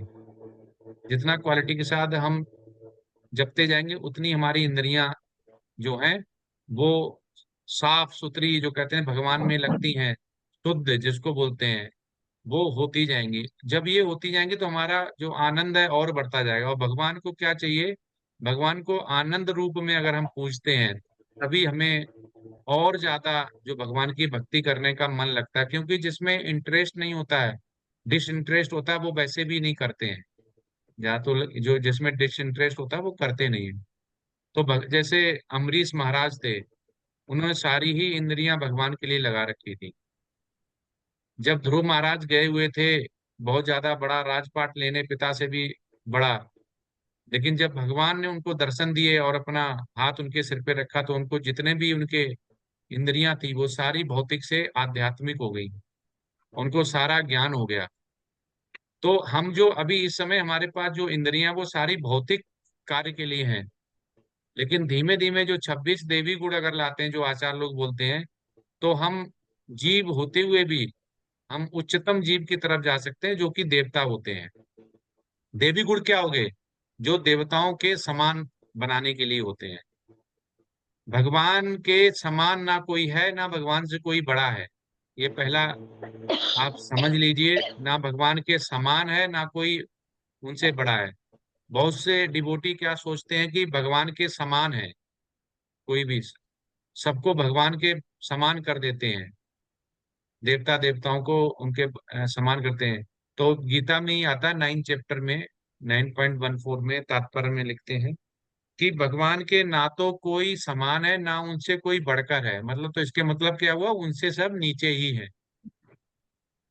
तो ये दो तीन चीजें हमें ध्यान रखनी है, क्योंकि भगवान, अब ये आता है कि जैसे पहले वाले में प्रश्न था कि देवताओं और जो पूजा और भक्ति और देवता जब ये बनाए हैं भगवान ने, तो किस लिए बनाए और उससे हमें क्या समझ मिलती है। तो एक माता जी ने बताया भी था, उसी में आंसर भी था, अगर हम देवताओं की पूजा ना भी करें, केवल अगर भगवान की पूजा करें, तो उसके समान ऐसा ही है जैसे वृक्ष के जड़ में हमने पानी डाला तो सारे पत्तियों में टहनियों में पहुंच जाता है। तो हमें डरने की जरूरत नहीं है कि हम किसी भी कर्म कांड नहीं कर रहे, किसी की पूजा नहीं कर रहे तो हमें इसका कुछ मिलेगा, नहीं। भगवान ने खुद ही बोला हुआ है कि अगर तुम जो भी करते हो मेरे लिए करते हो, तो मैं तुम्हें वचन देता हूँ कि तुम्हारे पास जो है रहेगा, और जो भी होगा उसको हम हर लेंगे, मतलब पाप होगा उसको हम हर लेंगे। जब भगवान हमें इतना वचन दे रहे हैं और उनसे, अर्जुन से कहते हैं कि तुम अपने भक्तों को ऐसा ऐलान कर दो कि मेरे भक्तों का कभी भी गलत नहीं हो सकता है, कोई नाश नहीं कर सकता है, इतना अगर बोल दिया भगवान ने, तो फिर हमें क्या सोचना है। तो इसलिए हमें भगवान की भक्ति अगर करते हैं, सुबह जैसे उठ गए तो हमने ब्रह्म मुहूर्त में उठना है, माला जप करनी है, उसके बाद मंगल आरती, अगर आप दीक्षित हैं तो मंगल आरती घर पे हो गया, नहीं तो मंगल आरती आपको जो टेम्पल में होती है वो देखना है। और जितने भी भगवान के धाम है, बॉम्बे और ऐसी जगह जो सिटी हैं, उसमें ना घूम के जो भगवान के धाम है, भगवान के जो मंदिर हैं, उनमें जरूर हमें जाना चाहिए। और जब भी मौका मिले तो हमें बैसड़ब का, तो चैतन्य महाप्रभु से जब पूछा गया कि सबसे बड़ा दुख क्या है, ठीक है, उनके शिष्यों ने पूछा, तो उन्होंने बोला कि सबसे बड़ा दुख यह है कि बैसड़ब से छूट जाना, बैसड़ब का साथ छूट जाना।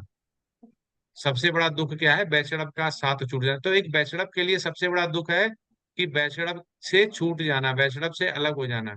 तो हमें किसी न किसी रूप में अपने गुरु से, शिक्षा गुरु, दीक्षा गुरु और बैसड़ब, जो भी सीनियर बैसड़ब है, काउंसलर है, टीचर रूप में जैसे भी है, उससे जरूर टच में रहना चाहिए। तो उससे क्या होगा, आपकी भक्ति प्रोटेक्ट रहेगी, आपको गिरने का डर रहेगा, कम रहेगा, आप गिरेंगे नहीं। तो ये था आज, किसी का अगर कोई प्रश्न है तो पूछ सकते हैं, नहीं प्रभु तो जी, विराम देते हैं। पुण्यवती माता जी का प्रश्न है। जी। हाँ यस। हरे कृष्ण प्रभु जी। प्रभु हाँ जी, यस। अभी जैसे हम जब यहाँ से जाते हैं तो जैसे हमारे में कोई इच्छा नहीं होती तभी हम भगवत धाम जाते हैं, मतलब हम पूरा तीनों गुणों से ऊपर उठ चुके होते हैं तभी हम जो है जा पाते हैं। तो प्रभु जी, वहां जाके हमारी फिर कैसी इच्छा हो जाती है यहाँ आने की?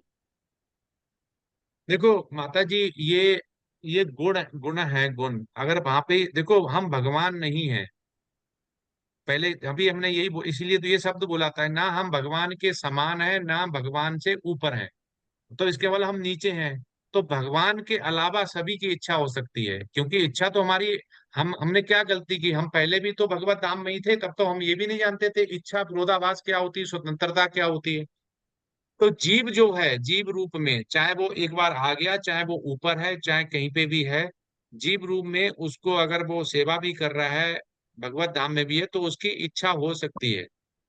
तो इच्छा, ऐसा नहीं कि हमारी इच्छा पहली बार हुई है, हम इस बार पहली बार यहाँ पे आए, ये तो हमें पता भी नहीं होगा, भगवान ही जानता होगा कि भगवान की हमारी पहली इच्छा है कि हम वहां पे जाके फिर दोबारा आए हैं।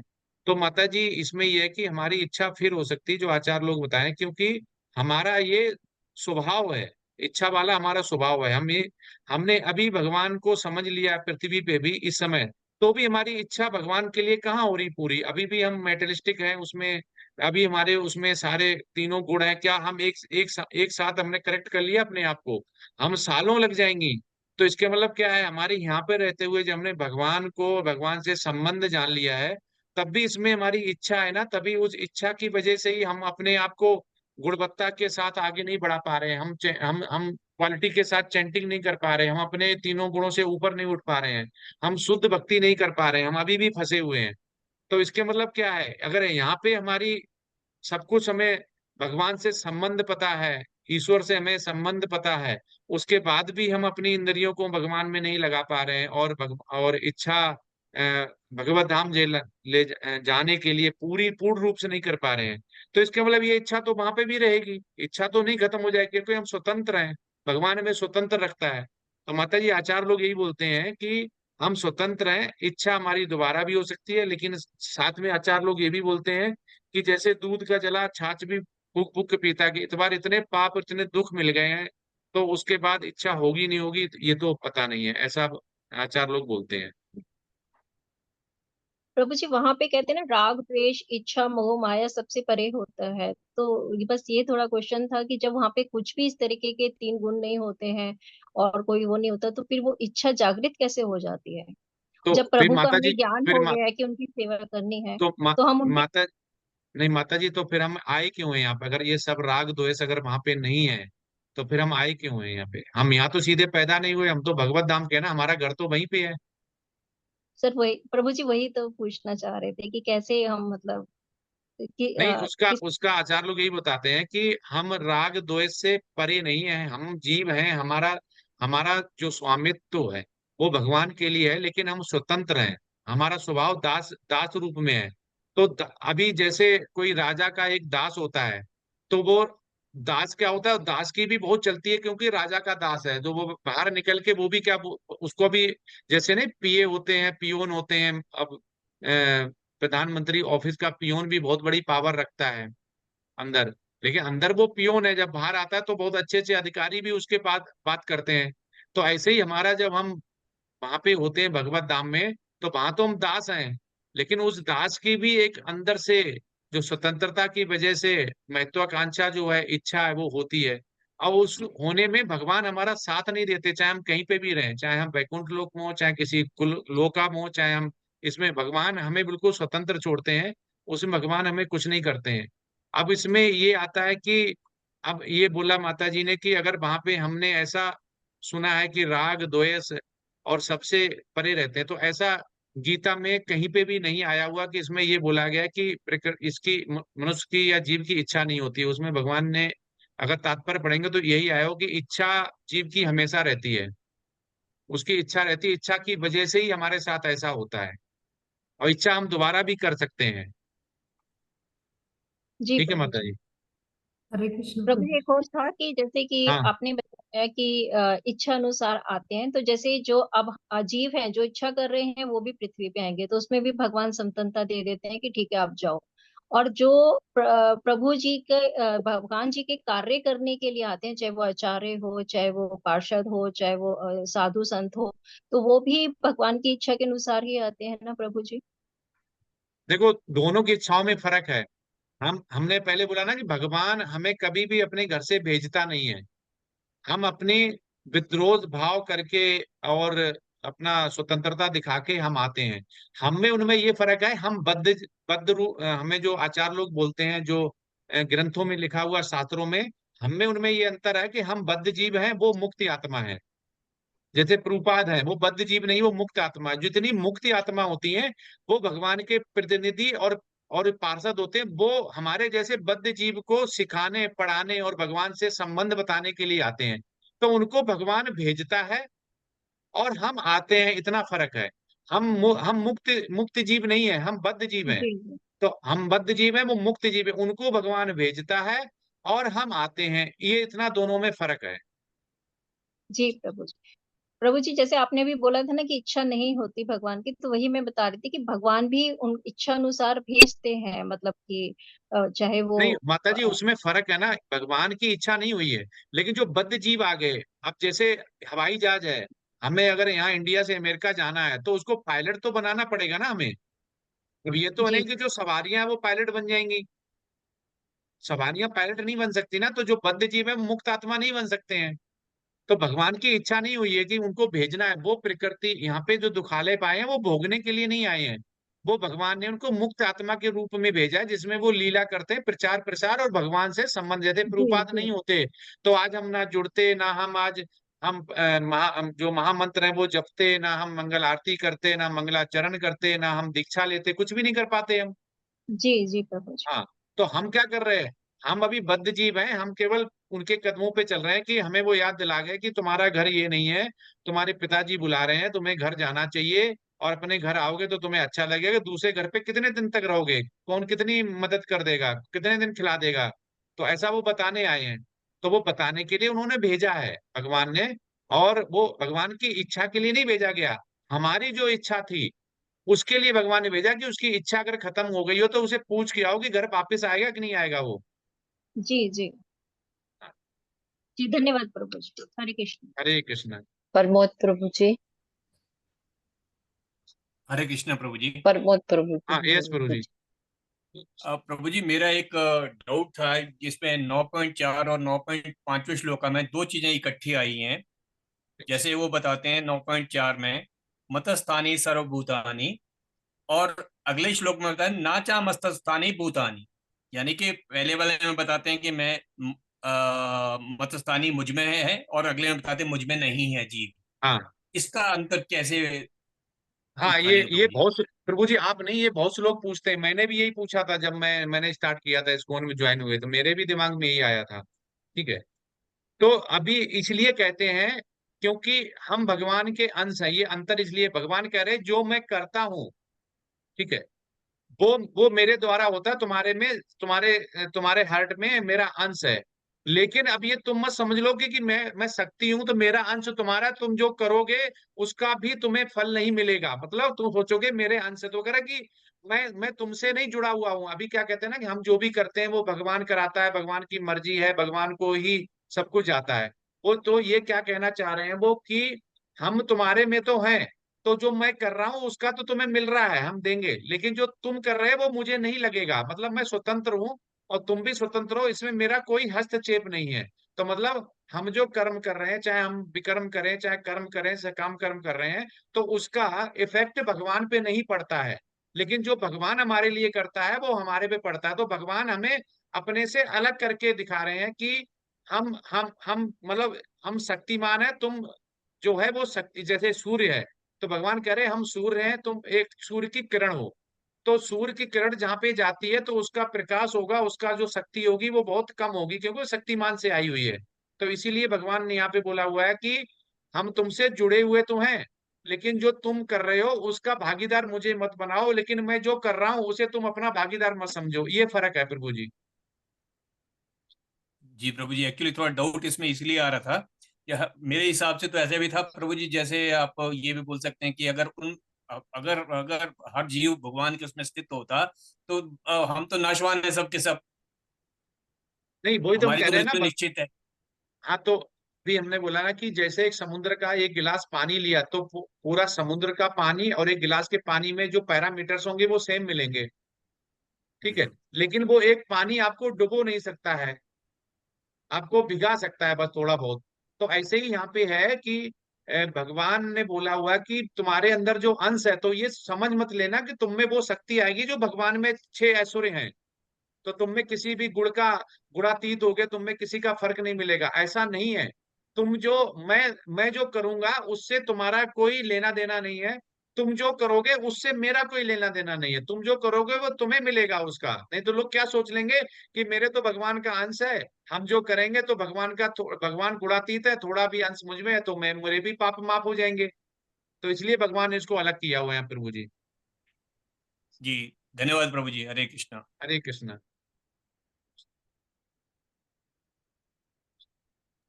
हरे कृष्ण प्रभु जी, सादर प्रणाम। हरे कृष्ण। माता जी आपकी आवाज नहीं आ रही, अब कितनी बार भी हरे कृष्णा बोल लो पहुंच ही नहीं रही है। हरे कृष्ण प्रभु जी, सादर प्रणाम। अभी आ रही है? हरे कृष्ण। अब हाँ, अभी थोड़ी पहले से सही हुई है। माता जी प्रश्न है क्या आपका कोई? प्रभु जी वो जो माता जी आपको पूछ रही थी ना इच्छा का, उसके बारे में थोड़ा सा पूछना था। हरे कृष्ण। हाँ माता जी। वो जो क्वेश्चन था ना, माता जी पूछ रही थी कि इच्छा वहां पे कैसे होती है, तो इसके एविडेंसेस बहुत जगह आपने बताया कि हमें भगवत गीता में मिलते हैं। तो इसका सबसे करेक्ट एविडेंस मुझे जो लगा था वो 15 चैप्टर में है कि उसमें बताया गया है, श्लोक फर्स्ट के तात्पर्य में ही हमें बताया गया है, श्रील प्रभुपाद ने लिखा है वहां पे स्ट्रेट वे कि जो भी प्राकृतिक जगत में होता है वो सारा आध्यात्मिक जगत में होता है। तो इसको हम प्रेजेंट कर सकते हैं क्या इस आंसर में कि इच्छा मतलब इच्छा तो प्राकृतिक जगत में होती ही है ना, तो वही आध्यात्मिक जगत में भी होती है। बस हम 3 गुणों से ऊपर नहीं माता जी, उसमें क्या है, हम चाहे आध्यात्मिक में रहें, चाहे हम चाहे प्राकृतिक में रहें, मनुष्य जो जीव है, क्योंकि हम भगवान के ना समान है ना भगवान के ऊपर है, हमें दो ही चीजें याद रखनी है। भगवान के समान कोई नहीं हो सकता, भगवान के ऊपर नहीं हो सकता। जो भगवान के समान नहीं है, जो भगवान के ऊपर नहीं, उस सब जीव की जो स्वतंत्र है, सबकी इच्छा हो सकती है। प्रभुपाद ने अपने भाषण में भी बोला हुआ है, प्रभुपाद ने अपने जितने भी तात्पर्य में देखेंगे आपको बार बार यही लिखा गया है कि जीव की इच्छा हो सकती है। जीव देवी गुण लेके उच्च जीव बन सकता है, जिसमें देवता आते हैं, लेकिन वो भी एक जीव है और उनका भी सबका एक टाइम लिमिट होता है। वो भी इच्छा करते हैं, इच्छा भोगते भी हैं उसकी वजह से, ठीक है। और हमारा भी जो है, हम स्वतंत्र हैं, हमारी भी इच्छा होती है। तो ये जीव का जो कहते हैं ना, जीव का स्वभाव, ये जीव का स्वभाव है। इसमें भगवान कोई भी हस्तक्षेप नहीं कर सकते हैं, क्योंकि कोई भी जीव में भगवान का अंश तो है, चाहे वो वैकुंठ लोक में जाए, किसी लोक में जाए, चाहे वो भगवत धाम में जाए, वो ना भगवान के समान है ना भगवान के ऊपर है। जो भगवान के समान और भगवान के ऊपर नहीं है, उसमें स्वभाव रहेगा, ये प्रभुपाद बोलते हैं। हाँ प्रभु जी, यही मुझे लगा है कि हर जगह सभी जगह भगवत गीता में ये रेफरेंसेस आए हैं कि जीव को इच्छा होती ही है, चाहे वो किसी भी जगत में हो, किसी भी लोक में हो। तो हाँ यस माता जी। ये डिवोटीज में फिर कंट्रोवर्सीज क्यों है, उनके अलग अलग क्यों ऐसे परसेप्शन बनते हैं, why it happens and why those are controversies, ये मुझे समझ में नहीं आ रहा था, इसके लिए मैंने पूछा। और इसका एविडेंस 15 चैप्टर का एक लिया, लेकिन हर जगह लिखा है यहाँ पे कि इच्छा तो होती ही है जीव को, तो इसको कैसे हम डिफेंड कर सकते हैं, ये मुझे पूछना था। माता जी, हम वही बोल रहे हैं कि जो आचार लोग बोलते हैं उसमें हम कुछ ऐड और डिलीट नहीं कर सकते हैं, क्योंकि वो मुक्त आत्मा होते हैं। यही बोला गया कि हम चाहे किसी भी जगत में हो, जैसे हम वैकुंठ लोक में पहुंच गए, अब हम भगवत धाम तो नहीं है। अब ये प्रश्न बन जाएगा कि वैकुंठ लोक में चले गए तो क्या वैकुंठ लोक इक्विवेलेंट टू भगवत धाम है? क्या जन्म मृत्यु जरा ब्याह से छुटकारा मिल गया? क्या हम दोबारा वापिस नहीं आएंगे, या वहां से भी हम जा सकते हैं? तो इसका आंसर कौन बताए? इसी में आंसर छिपा हुआ है। वैकुंठ लोक से भी प्रभु हम मतलब अगर हमारी वैकुंठ का मीनिंग क्या है? वैकुंठ मतलब भगवत धाम। Vaikuntha are different and main Vaikuntha जिसको गोलोक वृंदावन मतलब जो बोलते हैं, मतलब और पूरा पूरा वैकुंठ मतलब। हरे कृष्ण, मेरी आवाज आ रही है प्रभु जी? हाँ यस, वैकुंठ मतलब क्या? वैकुंठ मतलब भगवत धाम। जिसमें कुंठा न भगवत रहे। धाम इज डिफरेंट कुंठा रहित। नहीं हाँ प्रभु, कुंठा रहित। अब कुंठा रहित हम वैकुंठ पहुंच गए, अब हमारा क्या होगा? हम क्या करें? वैकुंठ में ही रह जाएंगे, या हमें तो भगवत धाम जाना था। अब हमने फ्लाइट पकड़ ली बॉम्बे की, हमें जाना था दिल्ली। हम लखनऊ से बॉम्बे पहुंच गए, अब हमें जाना दिल्ली, तो हमें क्या करना पड़ेगा? अब हम तो बैकुंठ चले गए। अब बैकुंठ में अब इच्छा तो है नहीं हमारी, हम बैकुंठ में आ गए। अब हमें अपग्रेड होना है, हमें प्रमोशन लेना है और हमें भगवत धाम जाना है। अब हमारा क्या होगा? प्रभु जी, वहां पे भी भक्ति साधना और सेवा में अगर हम रहेंगे तो हाँ तो वहां पे ये माता जी इच्छा आएगी ना, तभी तो कि हमें भगवत धाम जाने की हाँ इच्छा है। हाँ, तो इच्छा ने वही तो वहां भी पीछा नहीं छोड़ा। Everywhere there is a will, और होगी भी वो प्रभु जी। फिर मुझे हाँ ये तो लगा वहां पे इच्छा आई कि हम यहाँ पे फंस गए हैं। अब वहां पे हमने चैंटिंग करी, हमने भगवान की भक्ति करी, पर हम इतना ही पहुंच पाए कि हम वैकुंठ में ही गिरे जाके, तो हमारी कमी रह गई थी। अब हमने वहां पे फिर भगवान की भक्ति, हमें हमें समझ रही, हमें इच्छा रही, हमारी इच्छा वहां जागृत हुई कि हमें भगवत धाम जाना है। पर वहां से भी इच्छा दोबारा आएगी कि दोबारा हमें मृत्युलोक पे जाना है, इंद्रलोक जाना है, तो वहां से भी पहुंच जाओगे। लेकिन हमारी इच्छा हुई तो वहां भगवान की भक्ति फिर दोबारा करेंगे, फिर भगवान की भक्ति करके फिर हम अपग्रेड होके वहां से फिर चले जाएंगे भगवत धाम। तो जो इच्छा है वो हमारे जो जीव है उसका स्वरूप है, वो कभी भी साथ नहीं छोड़ेगी, चाहे हम किसी भी लोक में हो, चाहे बैकुंठ लोक में हो, चाहे भगवत धाम में हो। हाँ प्रभु जी, आई गॉट इट। मतलब इस वैकुंठ और अदर लोकास के एग्जाम्पल से हम सबको बता सकते हैं, एक्सप्लेन कर सकते हैं कि हाउ हाँ the yes. Will and wish will be there. Hare Krishna, thank you प्रभु। विष्णु प्रभु जी, विष्णु प्रभु जी। हरे कृष्णा प्रभु जी, हरे कृष्णा माता जी। माता जी, मैंने अभी ये मतलब मेरी पहली क्लास है लेवल 4 की, तो मुझे कुछ मतलब डूज एंड डोंट्स के बारे में कुछ मतलब कोई क्लास हो जिसमें मुझे बताया जाए, या मेरे को अभी क्या करना है वो हाँ, बताया एक जाए। मिनट प्रभु जी। हरे कृष्ण प्रभु जी, रिकॉर्डिंग। जी, तो बस मेरे को वही जानना था कि